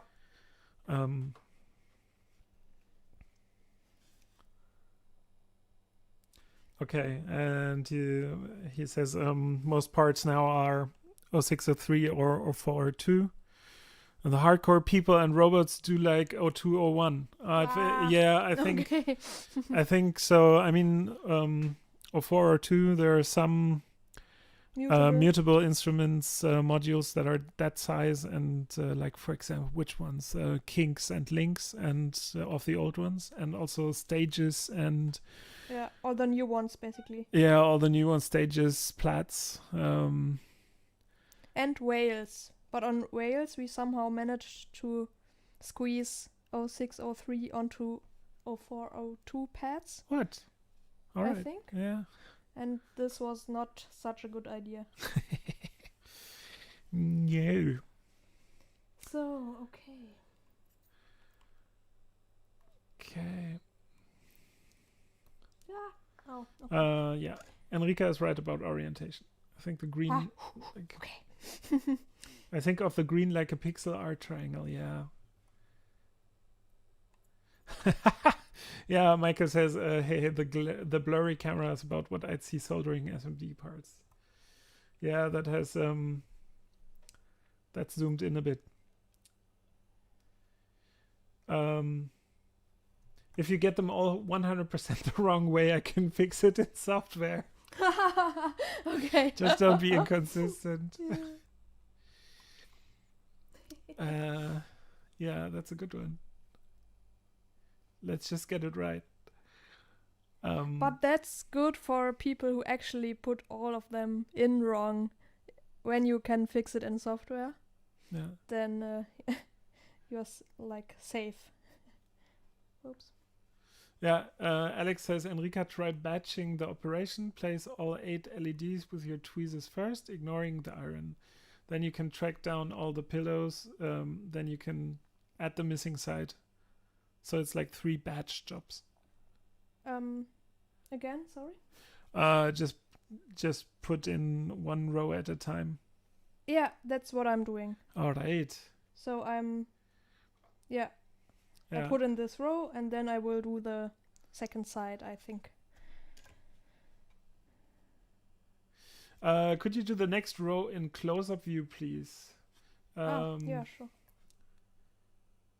Roman says he's actually looking at AliExpress for microscope now, right at now. the moment. Yeah. Patrick says Stages has some 0402. Yeah, that's right. Which was a fun challenge. Yeah. I think we were mostly successful with the 0402 builds. Maybe except for marbles. We have a half working marbles that we still need to fix. But as Stein says, this is not rocket science. Like the great thing about electronics is that nothing is ever broken unless you decide not to fix it, which is really cool. It's a good way to think about it. Okay, so now the next row is approaching. Yeah. So I will squeeze out some more LEDs. So here are the LEDs.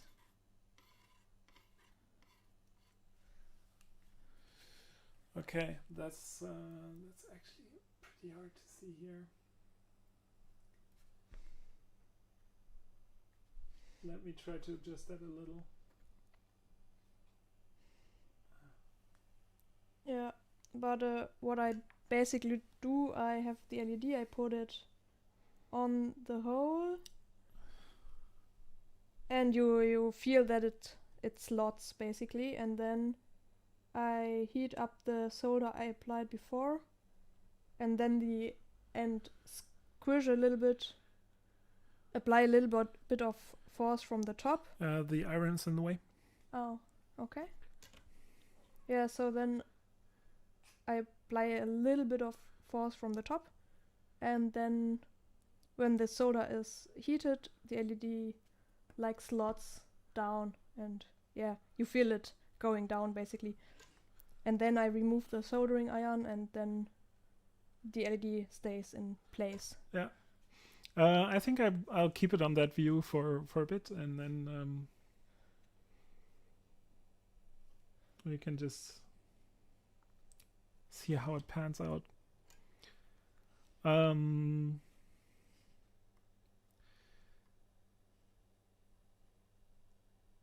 right. Scope talk. Okay. I also had a chance to meet the vendor. Oh no! What? Ow, the rows are not... Oh, okay, good. Good thing I checked. The rows are not in the same direction. So this row, the arrow is basically pointing to this side, but this row, the arrow is pointing to this side. So this LED is in the wrong way. Oh no! But I only soldered the... But I only soldered one side, so I can fix it. Whew. Okay. Yes, always double check. All right. Okay, so it's out. Crisis averted. Yes. Crisis averted. That would actually, you know what? That would actually be a good note for the manual, I think. Yes. So. Which is probably in there. Maybe.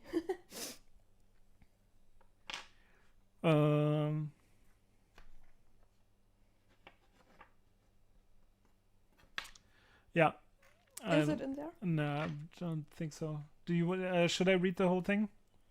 Oh no, for me it's fine. But yeah.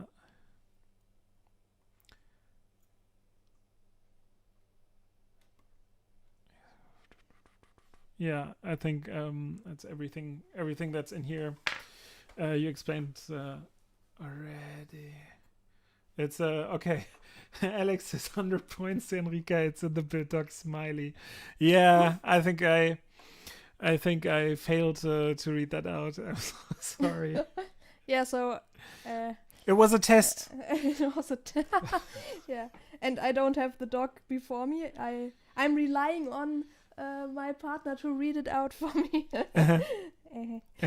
No, but I saw it, so everything is good.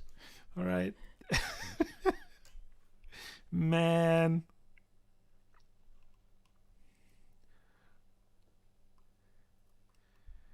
Yeah, so it reads the 8 columns of 8 LEDs alternate in direction. So triple check again. Yeah. Okay.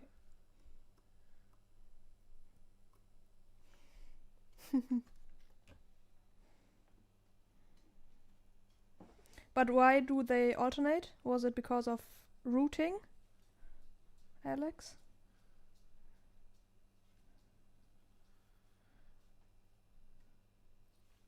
Yeah, I think we might have to wait a bit. Yeah, okay. So what I did now was to flip the LEDs on the back so that you can see the the green stripe. All right. Yeah, Micah says, "Woo, good catch."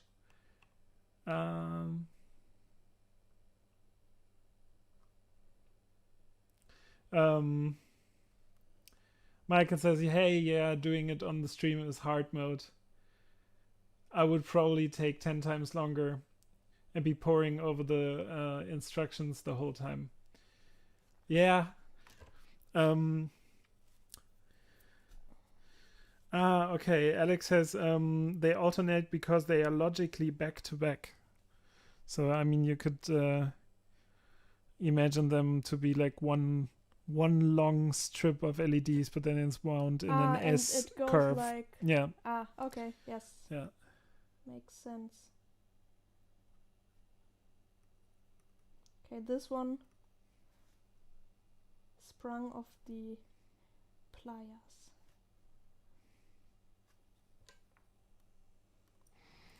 All right.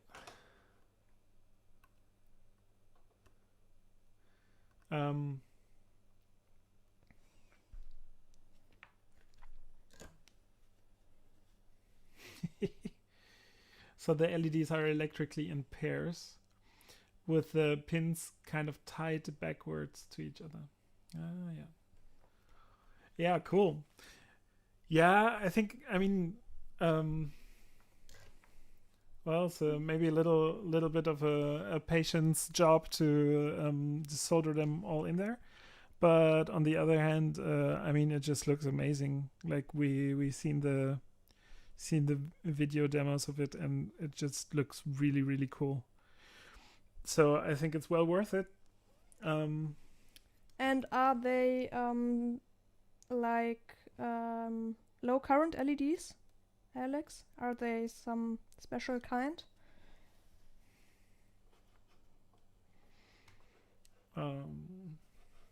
Yeah, we actually looked into low current LEDs lately for our other projects, where we figured out that we had made a design with like 80-ish LEDs, which would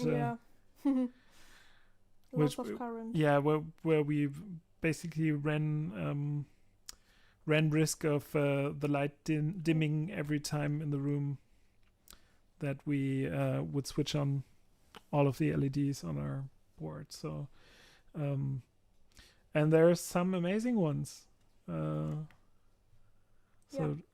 And I think what was the other thing? The Little 8 sequencer. Oh yes. That's also on Thonk. I think it's Robot with EAUX Robo. They have some really nice pixel thingies now. Yeah. So okay, I have this row soldered in. I will triple, quadruple check the orientation now. Yeah. Nice. Okay, and now I will solder the other side. Yeah. Okay. Alex is clarifying. It's not a long string. Actually, that would be a better excuse for me. It's that they go in pairs. And Roman asks, are the color LEDs mandatory? As in, do they indicate different functions? I ask because I tend to put green LEDs wherever I can. So Alex says you can put in green or any other color. It's fine. Which is really cool. So they're not special in any kind. They are relatively low brightness, but the total current is quite low. I run them at just 1 milliampere or 2 milliamperes each. I don't like blinding LEDs. Yeah. Yeah. Yeah, I guess it also depends a little on the use case. For example, we have a lot of stuff that where we shine through the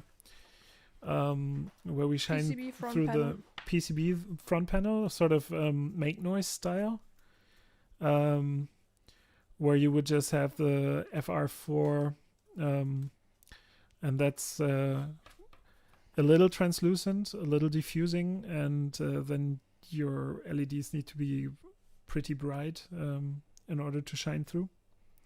Yeah. So I guess it really also depends on use case. And I mean, if you're looking directly into the LEDs, it's you need to dim them sometimes a lot. I mean, if you look at things like Euclidean circles, If you put them to full brightness, I mean, Vladimir of VPM EDE, he says you can flag down UFOs if they're on full brightness. I think we have ours on like step 1 or 2, and that's pretty bright. Yeah. And Alex posted a link to here's a link to all the available colors at DigiKey in the same series of LEDs. I've only tried white and blue myself. Not seeing the link right now. I wonder if I have to allow it.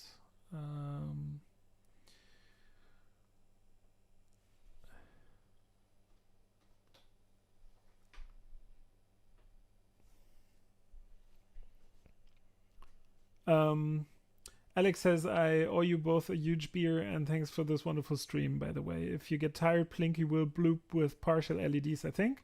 But I'm loving it, so don't stop. Yeah. Okay. I think, I mean, we're halfway through.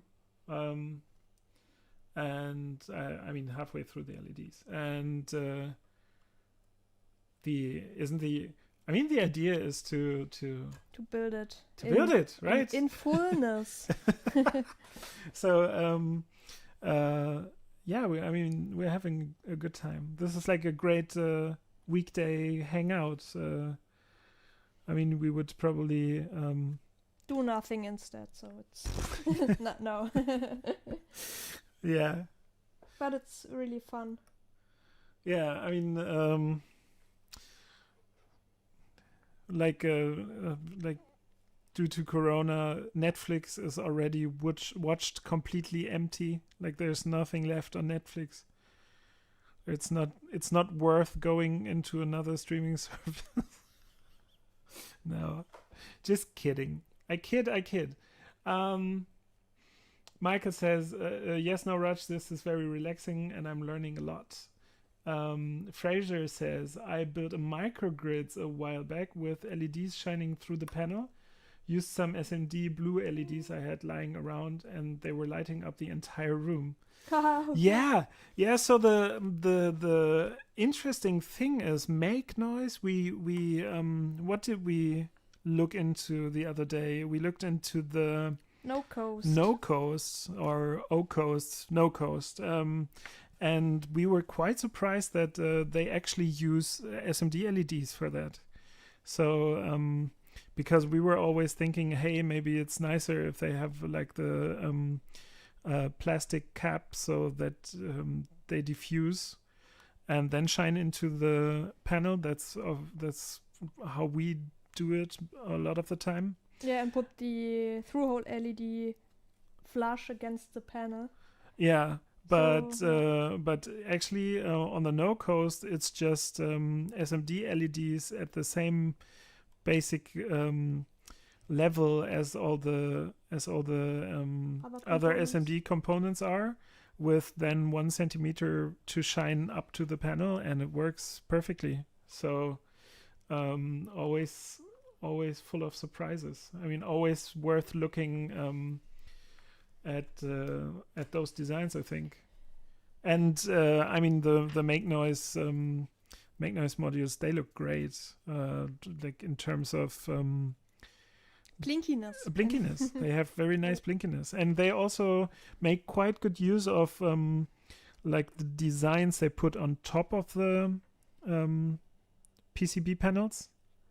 So I mean, long story short, make noise probably doing PCB paneling right. I mean, if you don't like PCB panels at all, that won't be for you. But yeah, I think they look great. So row number 4 is now starting. Alex asked, does the link appear? I removed the HTTP. No, it doesn't. I mean, what we could do is put the you can put the link at the bottom of the manual, and I'll paste it. And I can also paste the links ones that are in there. Let me do that right now.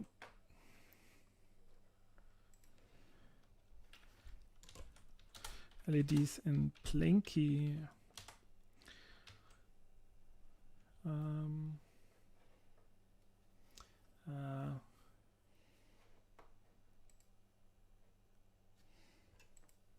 And Roman, you have on all modules you have green LEDs, so a flash of green light when you power up your modular.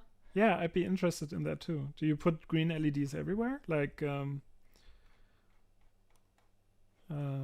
just exchange all the colors you get in DIY builds? Let us know. Let me hit copy here real quick. And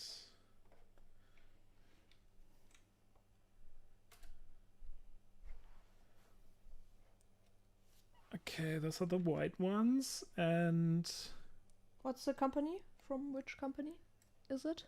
The links are DigiKey. I'm not. Okay. I haven't Innolux. Ah, okay. I think the white ones we use are also from Innolux. And there you go.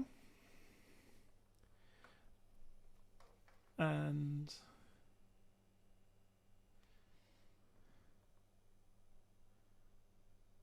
okay. Yeah, I think YouTube eats the links. Sorry. I think it's okay if I post them. I might have to check into the settings whether I can allow them or not. Okay. Alex says, I think that the idea of LEDs shining through FR4 is really cool. I investigate half-drilled holes for Plinky, where they only drill half the holes, so the LED still sits inside, but the PCB diffuses. But the price was high from the Chinese places that do to do that step, as you can batch drill holes or batch drill boards. Yeah, okay. And so then half drilled is like what it says. They don't drill all the way through, but only half of the PCB. Yeah. Okay, and I didn't know that this is possible. Interesting. Yeah, so Roman says, yeah, I use flat top green ones wherever it's possible. Flat top for flush on the front panels. Yeah, those are really nice. Like basically like the ones that Music Thing has in red. But Roman, do you also exchange the ones in faders? Like in those faders with LEDs, for example, what's on stages or on the Turing machine, you can pull out the LED and insert another one. Do you exchange those as well? Like you can, I think we even once swapped in RG LEDs. Like they're for, what was that module? Monsoon? Monsoon, yeah, like the clouds variant. Did we do it? We read that it's possible, but I don't know if we did it in the end. Yeah, I think we did it. Okay. I think we did it. I remember doing it, so. Okay. I don't, so yeah. Okay, row number 5 is upon to start. Yeah. Roman says there are still some I need to replace where there are some dual color ones where I can't use flat top. Yeah, also about the dual color ones, we actually had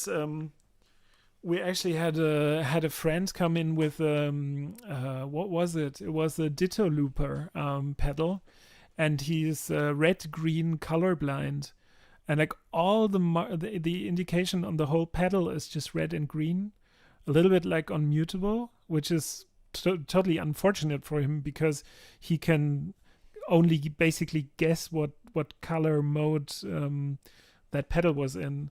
And so we were like, it's no problem. We can exchange that for another style LED. Like, I think they're magenta. No, what was there? Like turquoise and yellow, blue. Yellow, blue, and also violet and blue, violet. I Yeah, think. something like that.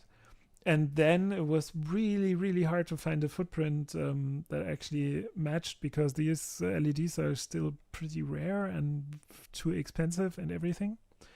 And we ended up taking like a regular RGB LED, basically, Yeah. like analog RGB LED, and snipping off the green, and then we did Yeah, we used red and blue in the end, I think. yeah, we did a red blue mod for him for the pedal, which was it was a little bit of a pain to swap the LEDs, because they were sort of weirdly weirdly held in place with some plastic stuff. But in the end it worked out great, and I was wondering a little bit why not more manufacturers of like guitar pedals that I mean, they have a huge customer base, and there's a lot of especially guys who have RG like problems, that color blindness, or they don't, I mean, they're not even like completely RG colorblind, but don't see it so well. And I was always wondering why guitar pedal companies kind of not I think Plaid's is also red green, but there's like a mode for colorblind people. I read about. where just one LED dims a lot or something. Ah, okay, yeah. So you can kind of see it with the brightness. I think here Schwab Modular, like his LFO has a red blue LED, which is quite nice. I mean, it looks great.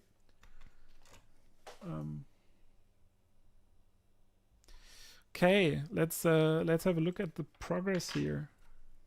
Hey, it's shaping up. Row 6. I solder now the second side on, and then only 3 more rows to go.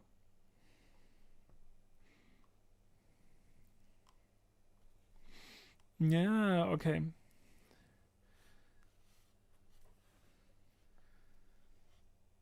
So Roman says, faders, yes, my clay has all the green fader LEDs.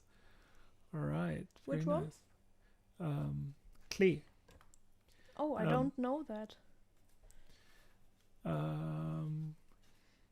Here's another topic, knobs. I was considering using the nice small color knobs you see on Enrica's desk, but Leipzig West modules suggested some really nice metal ones. Oh, like metal caps for the T18? Yeah, so we have some of those. Yeah, we have all the colors. We have all the colors. Thonk really got us with that one.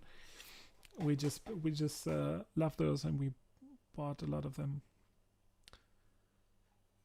I wonder who manufactures them. There needs to be who manufactures these knobs. Roman says, I am slightly red-green colorblind. Another reason why I would love blue, yellow flat tops. Yeah, makes sense. Michael asked, are red-green LEDs still just 2 wires? Roman says they use 3 legs. Yeah, some. I mean, there are both kinds, right? Yeah, you have the kind.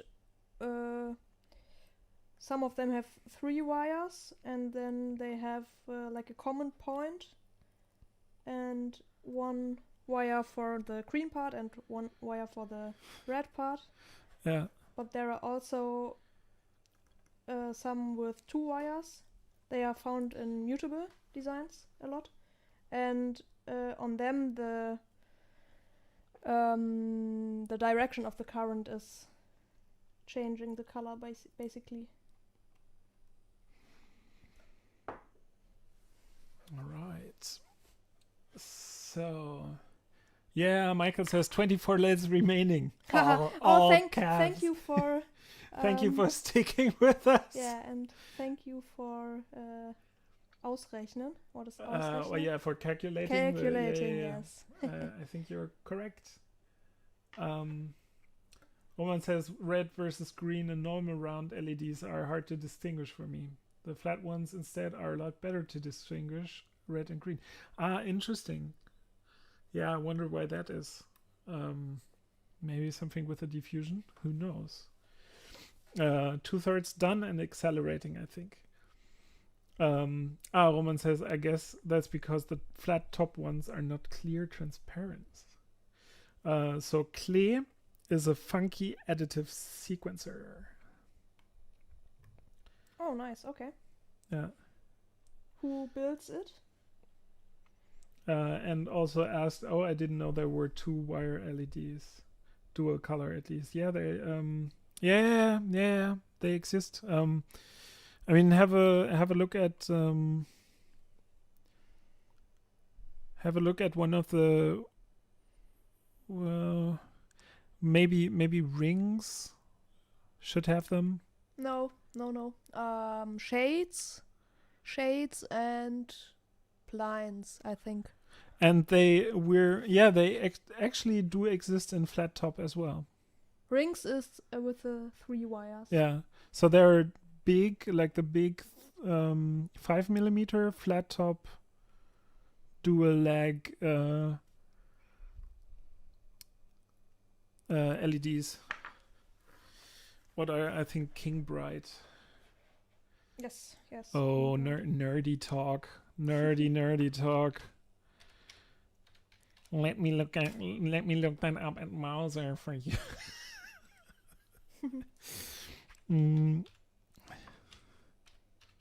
But you are right, like flat top, in my opinion, is always nicer, so yeah.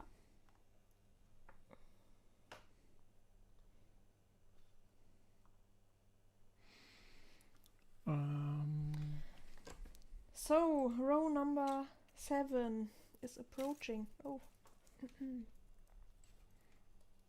Did you spill all the parts? No, but I...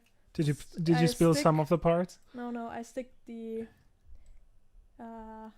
thingy in the fan. So... Alright.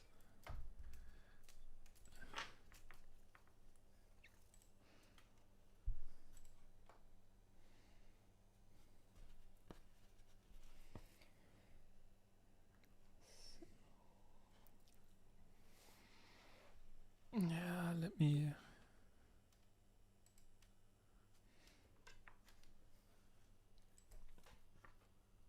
I might have found them. I did a little bit of Mauser search for Roman. Let me paste that here. Oh yeah, and the good thing about those is you can put them in and just use the one side basically.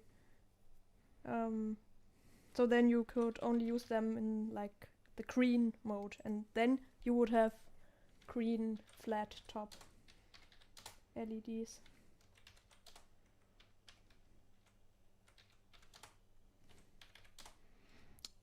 Hang on.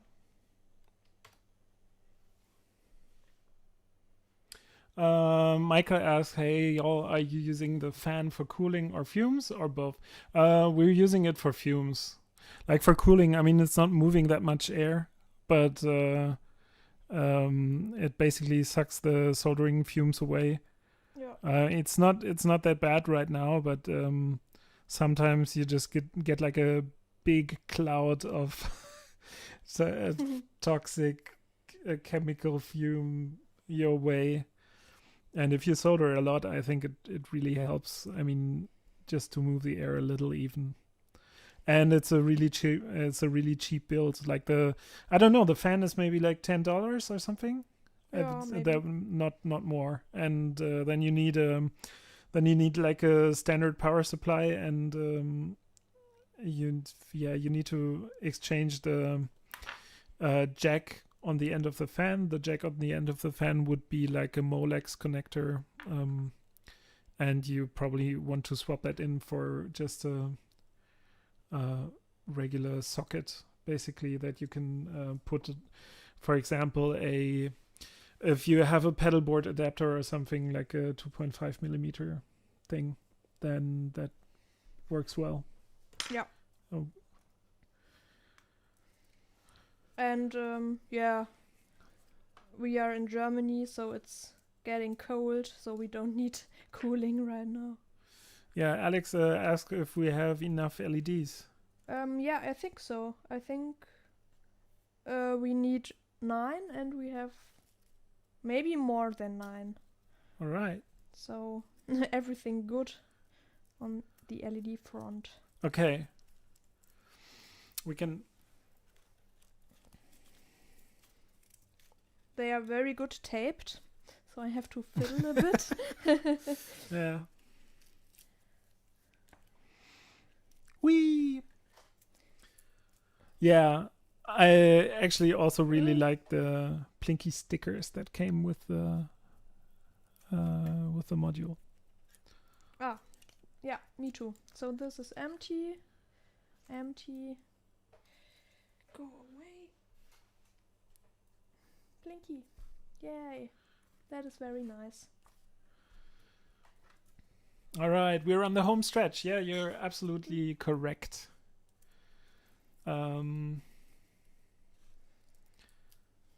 Right. Yeah. So Roman likes the LEDs. That's great. They look really, really nice.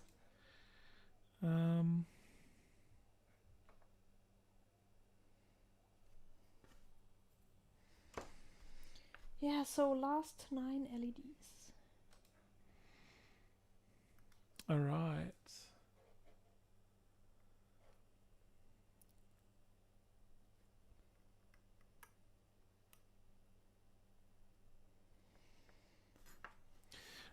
Patrick Odie has posted an AliExpress link for a Microscope? microscope. Nice. Thank you. Yeah, let me try to share that.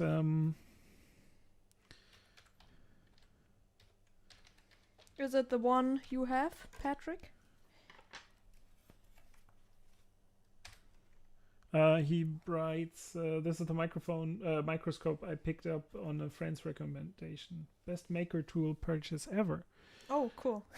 So let me share that link.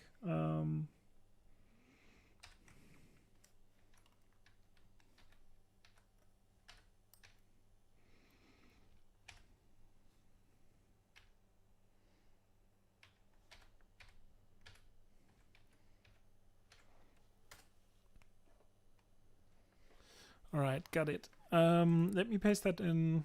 Let me paste that in chat for a second. Alex has well done, Enrica. Yeah, I agree. Thank you. We will see if all LEDs work.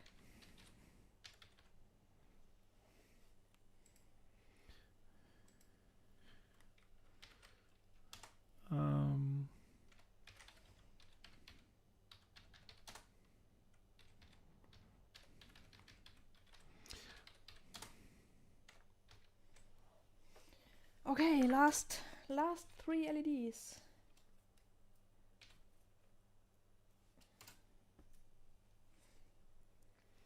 Okay, I pasted Patrick's microscope recommendation to chat.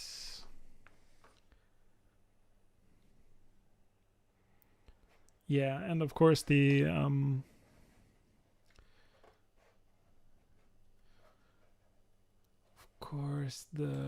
caps we have here are from Thonk.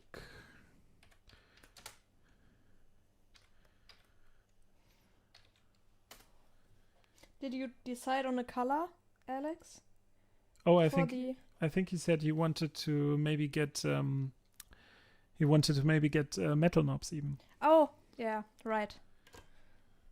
From Leipzig West. Okay. But black ones then, or silver? Let me quickly paste the ones we have. We have the micro knobs. Yeah. Oh, they also have translucent now. I kind of want to get into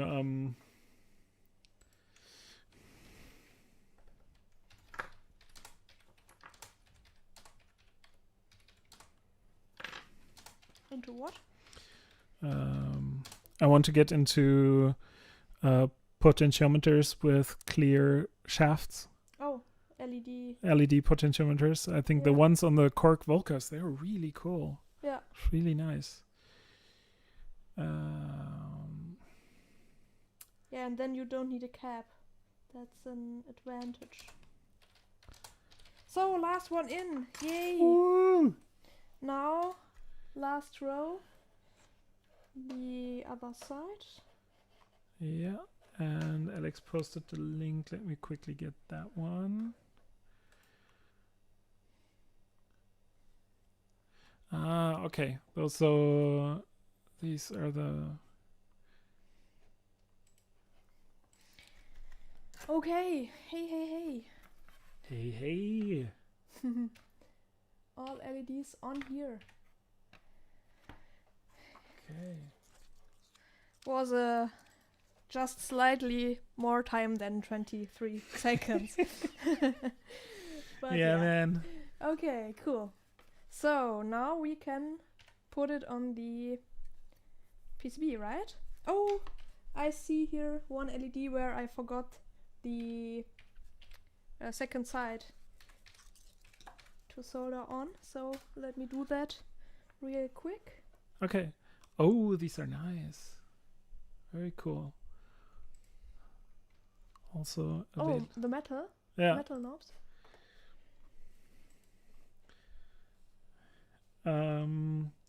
Here's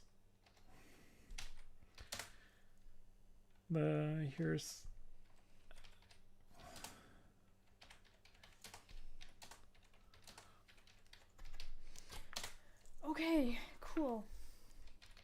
So I will put it on here, I think.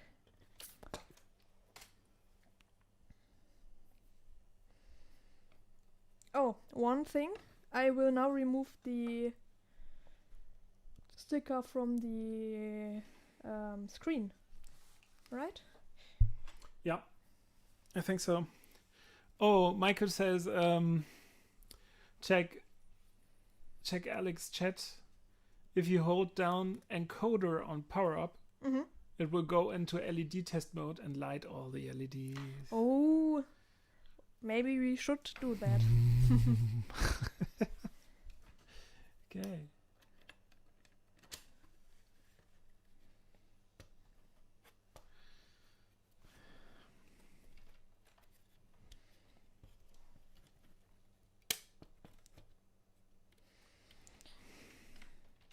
Okay.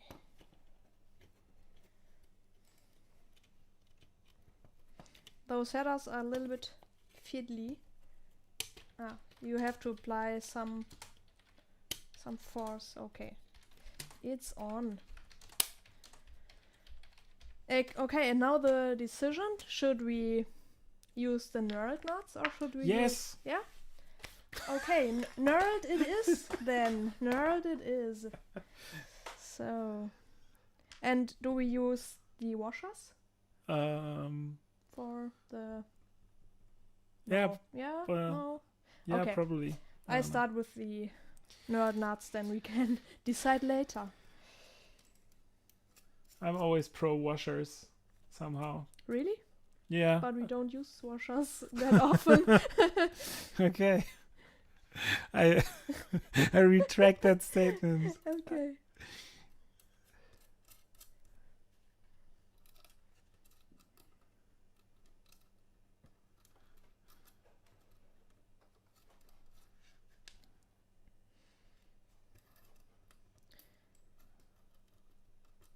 Okay.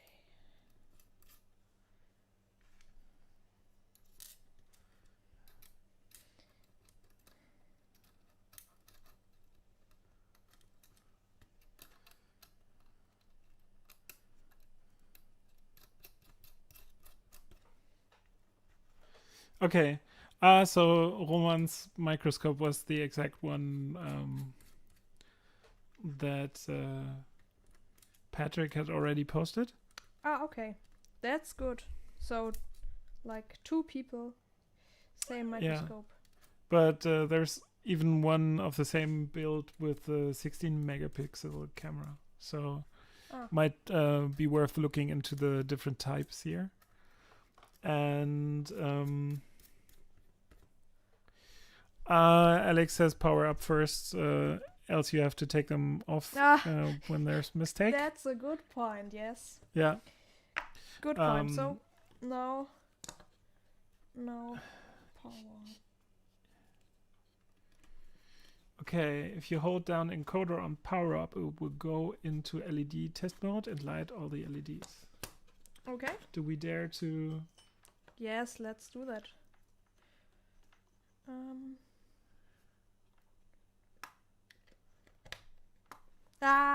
Yeah. We have full blink. Whoop whoop. Nice. Let me go into. Can you see this? Oh, it's really nice. Blue ones here, white ones. Oh, that's like Christmas. Yeah. Let me go into the wider view here. Nice. Yay! And we get some numbers on the display. This is for calibration, I assume. Possibly. I think so. Nice. That is very nice. Okay, then I can proceed with putting on the nuts, right? Yeah. Cool. I'm happy. And Alex is also happy, I think. Yeah, right? I mean, how much better it could have gone? 10,000%. Whoop whoop. What's 10,000%? 10,000% is 100. Right? Excellent. Okay, power cycle and calibration time. Perfect. You're in test mode. Yes, this was test mode. Yeah, I'm kind of wondering. I'm not sure. I'm not sure what chat thinks. But we might do calibration off stream. Yeah. And then come back with maybe some sounds like in a couple of days. Or I mean, let us know what you think. Yeah, I mean we can plug it into our modular real quick to see if sound comes out. Yeah, do we need But do we need the calibration for sound? That is the question, right? Michael says 10,000% means you now have to sample 100 more for Alex. Oh. Yeah.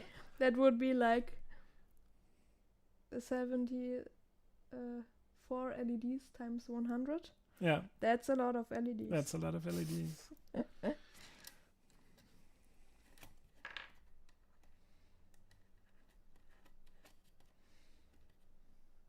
But I think the LEDs, you could pick and place them, right? I mean, probably so. I would imagine you have to make the holes a little wider so the robots can place them inside the holes safely. Don't you think? I don't know. Maybe, yeah. Yeah.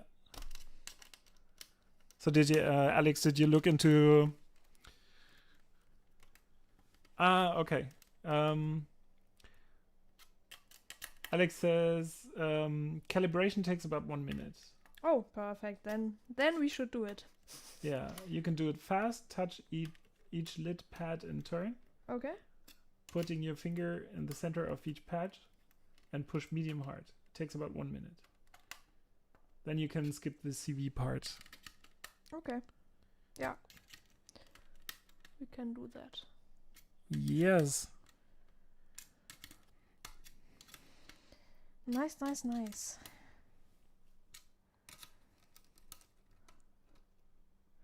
It's really cool that it's really tightly sandwiched. So perfect. Michael writes calibrate. Calibrate. Okay, who wants calibration now? Yeah. I personally think you have to calibrate good times. Come on. Let's have a calibration. Calibration. Okay. So do you want me to read the instructions? hold down encoder, right? And power up. Hang on. Damn. Scrolling. Yes. Firmware. We did firmware. Yeah. Now, touch calibration. Plug Plinky into power for the first time. Whether Eurorack or USB. Oh, without holding encoder? Or The first time it boots, it will go into calibration mode, indicated on the display and by the bottom row of LEDs lighting up. okay, so no holding encoder. Okay. Calibration. Evenly press lid pads. Lid pads, okay. There it is.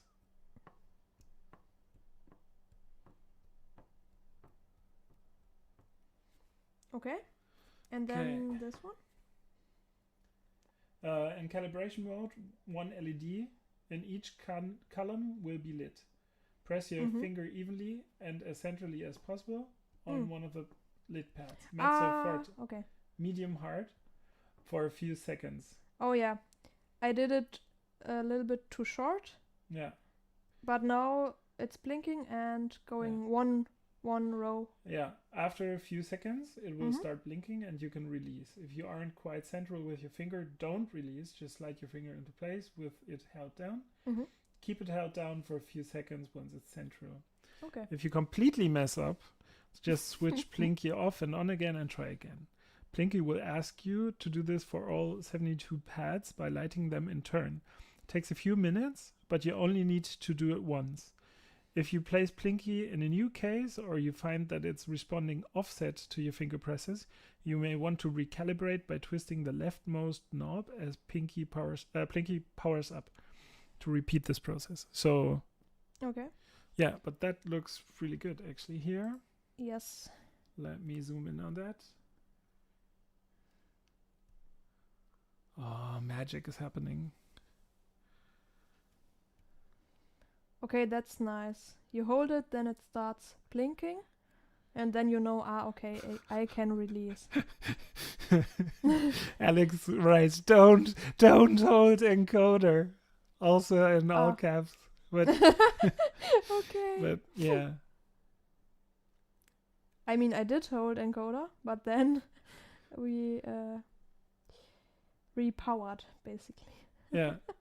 I think that what you're doing looks very much like what's described. Okay, good. And then the big question will be if it's calibrated to my fingers, if it will work with Roland fingers, because on the other day we had the no control, which is also capacitive touch based, and somehow I couldn't get it to work, so it didn't work with my fingers. Yeah, that was weird. Super strange. That was so weird. Like the no control, it didn't work at all with Enrica's fingers. I could press or touch it in many ways, and it didn't do anything. Yeah, I mean, it only worked insofar as Enrica had no control over the thing. So the name was correct. Yeah. Yeah. Strange. I mean, once it ran, it was basically unstoppable. Make Noise invented the unstoppable sequencer. Okay, so Did you What do is- the uppermost row as well? No. Okay.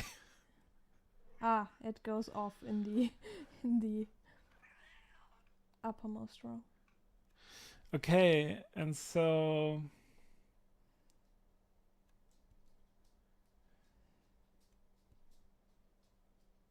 Okay, now these ones. Yeah. Okay.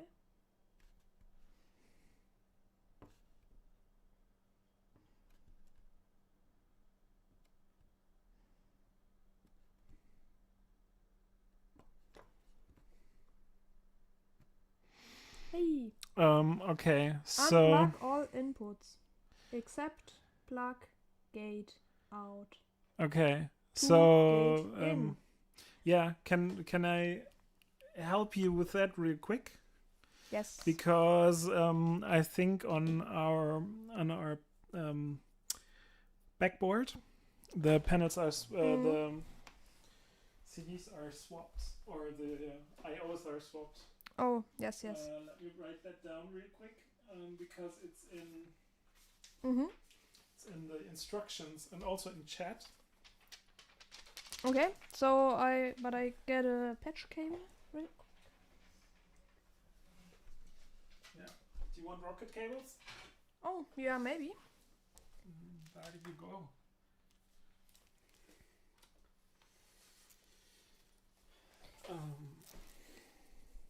Okay, yeah, on our board the jacks are a little bit different than labeled on the panel, so we have to find out which jack does which.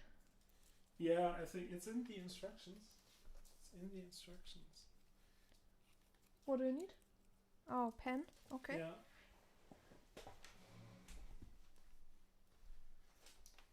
Here is pen. Okay.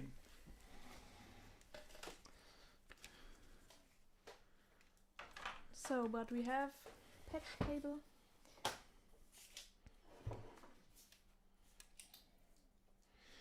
So on ours it's in.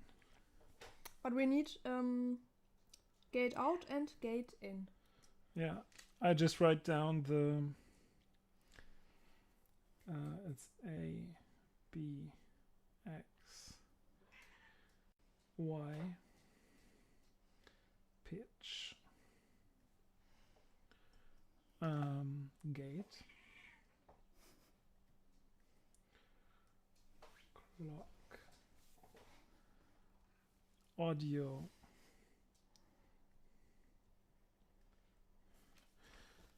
Okay, thank you. That's left, okay? So gate and ins are left. Audio, clock, gate. Okay.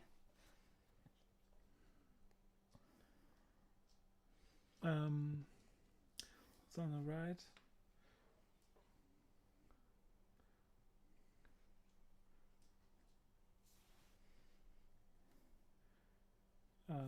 Pitch high.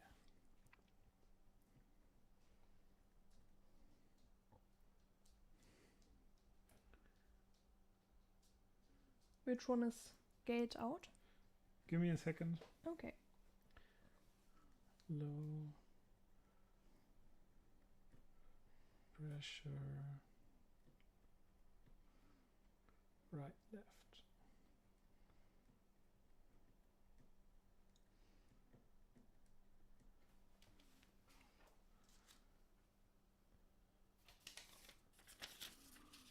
Clock, trick, pitch.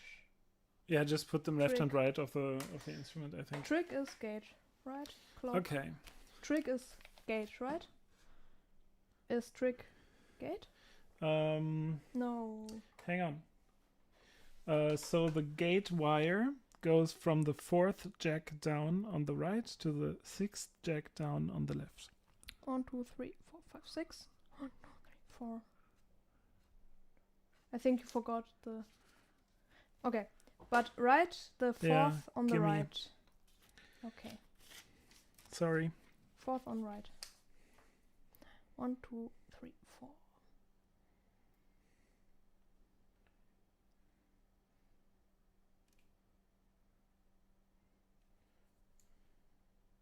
4th from the top. Yeah. Okay. 1, 2, 3, 4. Gate. Okay. Plug it. Plug in. Okay. Ah, nice. So now it says pitch out in. When Now plug a second Eurorack cable into the pitch low output on the right. It's the 5th jack from top on the right. Okay. 5th. Yes. Pitch Clip low. a voltmeter to the other end. Okay. Let me get a voltmeter.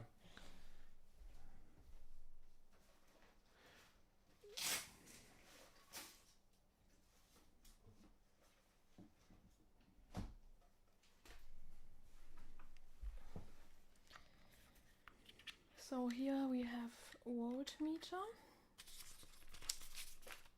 Okay.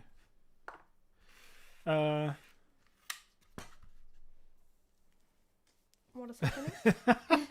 Okay, Alex is saying, I wish they'd see chat, but they are figuring it out themselves.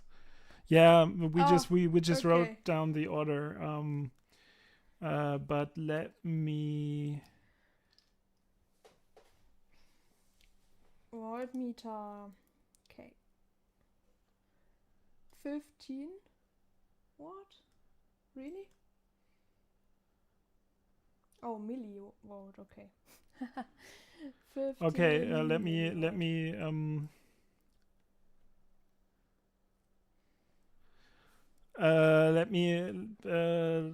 read to you. Yes, please. Now plug a second Eurorack cable into pitch low output on the right. It's the 5th jack on the top right. Clip a voltmeter to the other end, black on the long bit of the jack plug and red to the tip of the plug. Alternatively, you can plug it into a calibrated Eurorack oscillators volt per octave input. Use your ears. Slide your finger up and down the leftmost column of Plinky. It should cause the voltage to go slowly up or down. Adjust it until it is as close to 0 volt as you can get it, or until it sounds like C0 on your oscillator. Okay, so the smallest hang on. number. Yeah, I have the smallest number. We can skip all the multimeter stuff. Okay. Just plug the 5th down on right to 5th down on left, and it will be done. Ah, nice. 1, 2, 3, 4, 5. Yes. Plug. Just a mo. Done. Nice. Hey. Okay, cool. And now it's ready? Question mark? Okay. Cool. Alex, are we done with the calibration thing? We can try to... Or do we need to go... Which one did you calibrate? The pitch high? Pitch low. Do we need to calibrate the pitch high as well?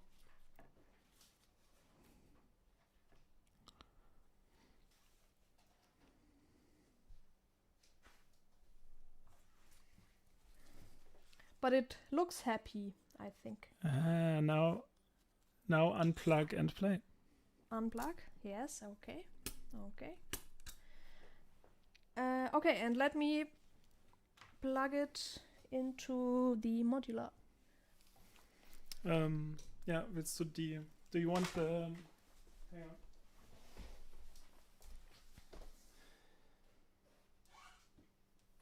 Oh yeah, we have some longer cables.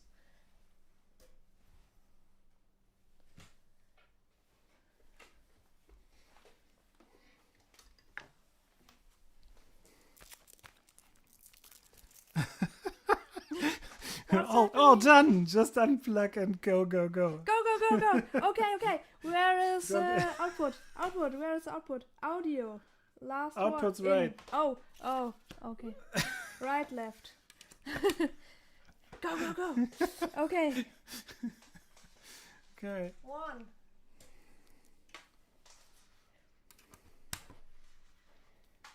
Guy might be on mute. 2.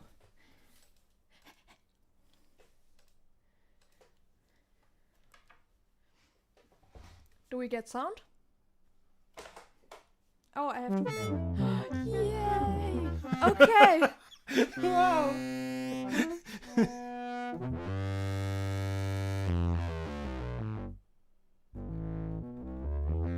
Oh, nice. The LED animation is super cool. I love it. Okay, let me.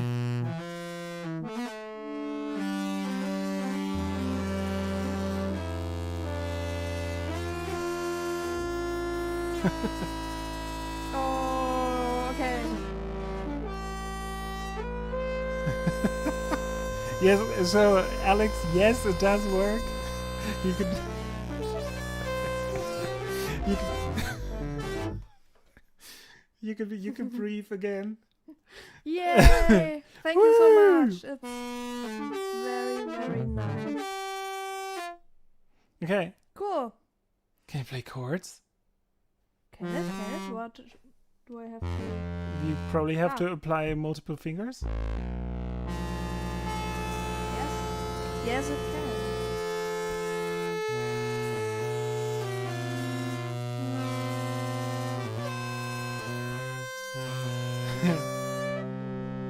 Woo! Yeah, awesome. Man, now we have to practice, right? Yes.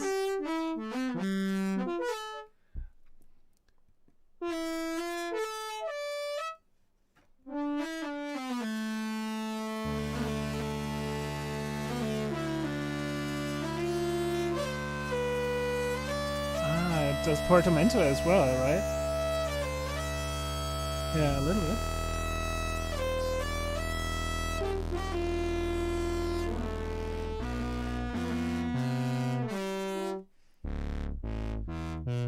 Whoop, whoop, whoop, whoop, whoop, whoop, whoop.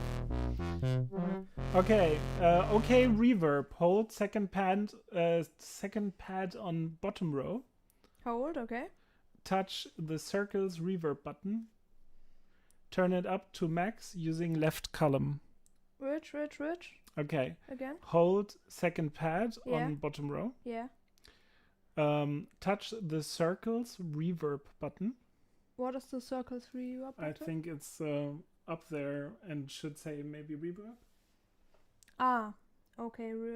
Distortion, shape, pitch, octave, glide, decay, attack, crane size. Which one is it? Which one is it? Yes.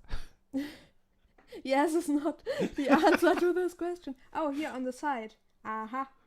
Mixer, XY, sampler, FX. Ah, reverb here. This one. Hold. Okay. Yes. And now? And then turn it up to max using the left column. Okay. But how? Oh, send. Okay. Okay. Try. Oh. Okay, cool. Oh, der heilige Bimbam is here. Hey man, how are you doing? Which one? Yes. Hey,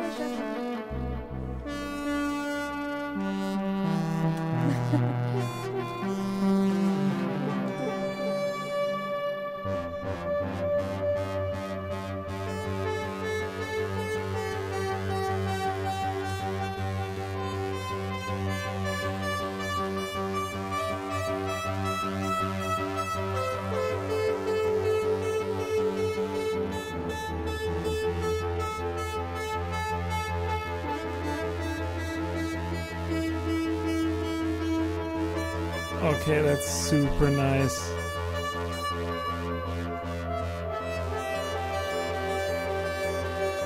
Okay, and I have a feeling I enable the arpeggiator, maybe?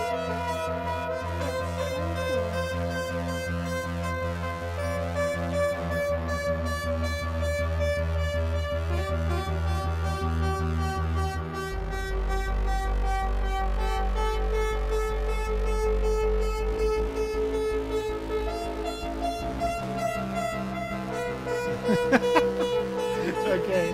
Alex says, I have a YouTube to explain the workflow for you, but you didn't watch it before the stream. Okay. Oh, I'm sorry. no. Sorry, but yeah.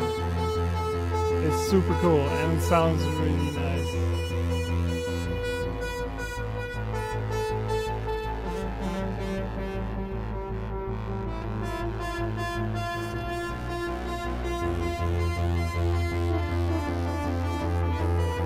Yeah, that's super cool. This play looks great.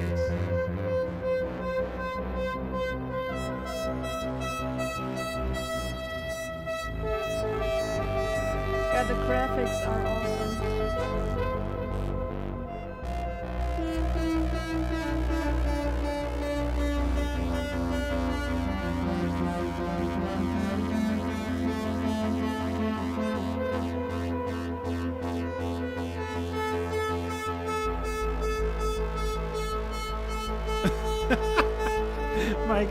Michael says, oh my god, this is like drugs. And Alex says, I am so happy. Yeah, so are we. I mean, it was a great build. Enoch says, great job on the assembly, folks. Next step is to send it to me. Oh, Really? no. we will have it.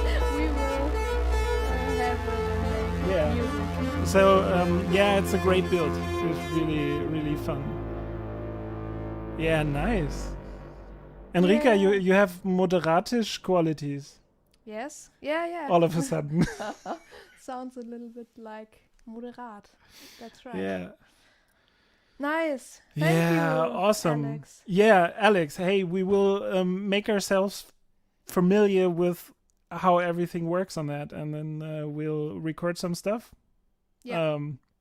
Maybe in a more short form way than 3-ish hours. Oh, really? Yeah. Oh, wow. It's Yeah, look, oh, I mean, has it been okay. 3 hours? Yes, it has absolutely been 3 hours. Which Okay. was totally fun. I mean, thanks for hanging out with us, everybody. I hope you had a good time. We had a good time. Yes. And Time flew. time flew. There is actually something I wanted to plug real quick, and that is that we are give me a sec here. We're doing a talk in about 2 weeks time. Yeah, 21st of Yeah, November. 21st of November, we're doing a talk for the Gram, which is in France, and they are the guys and gals developing Faust, which is a great way to get into DSP programming. Yeah. So let me hang on. Let me click that in here real quick.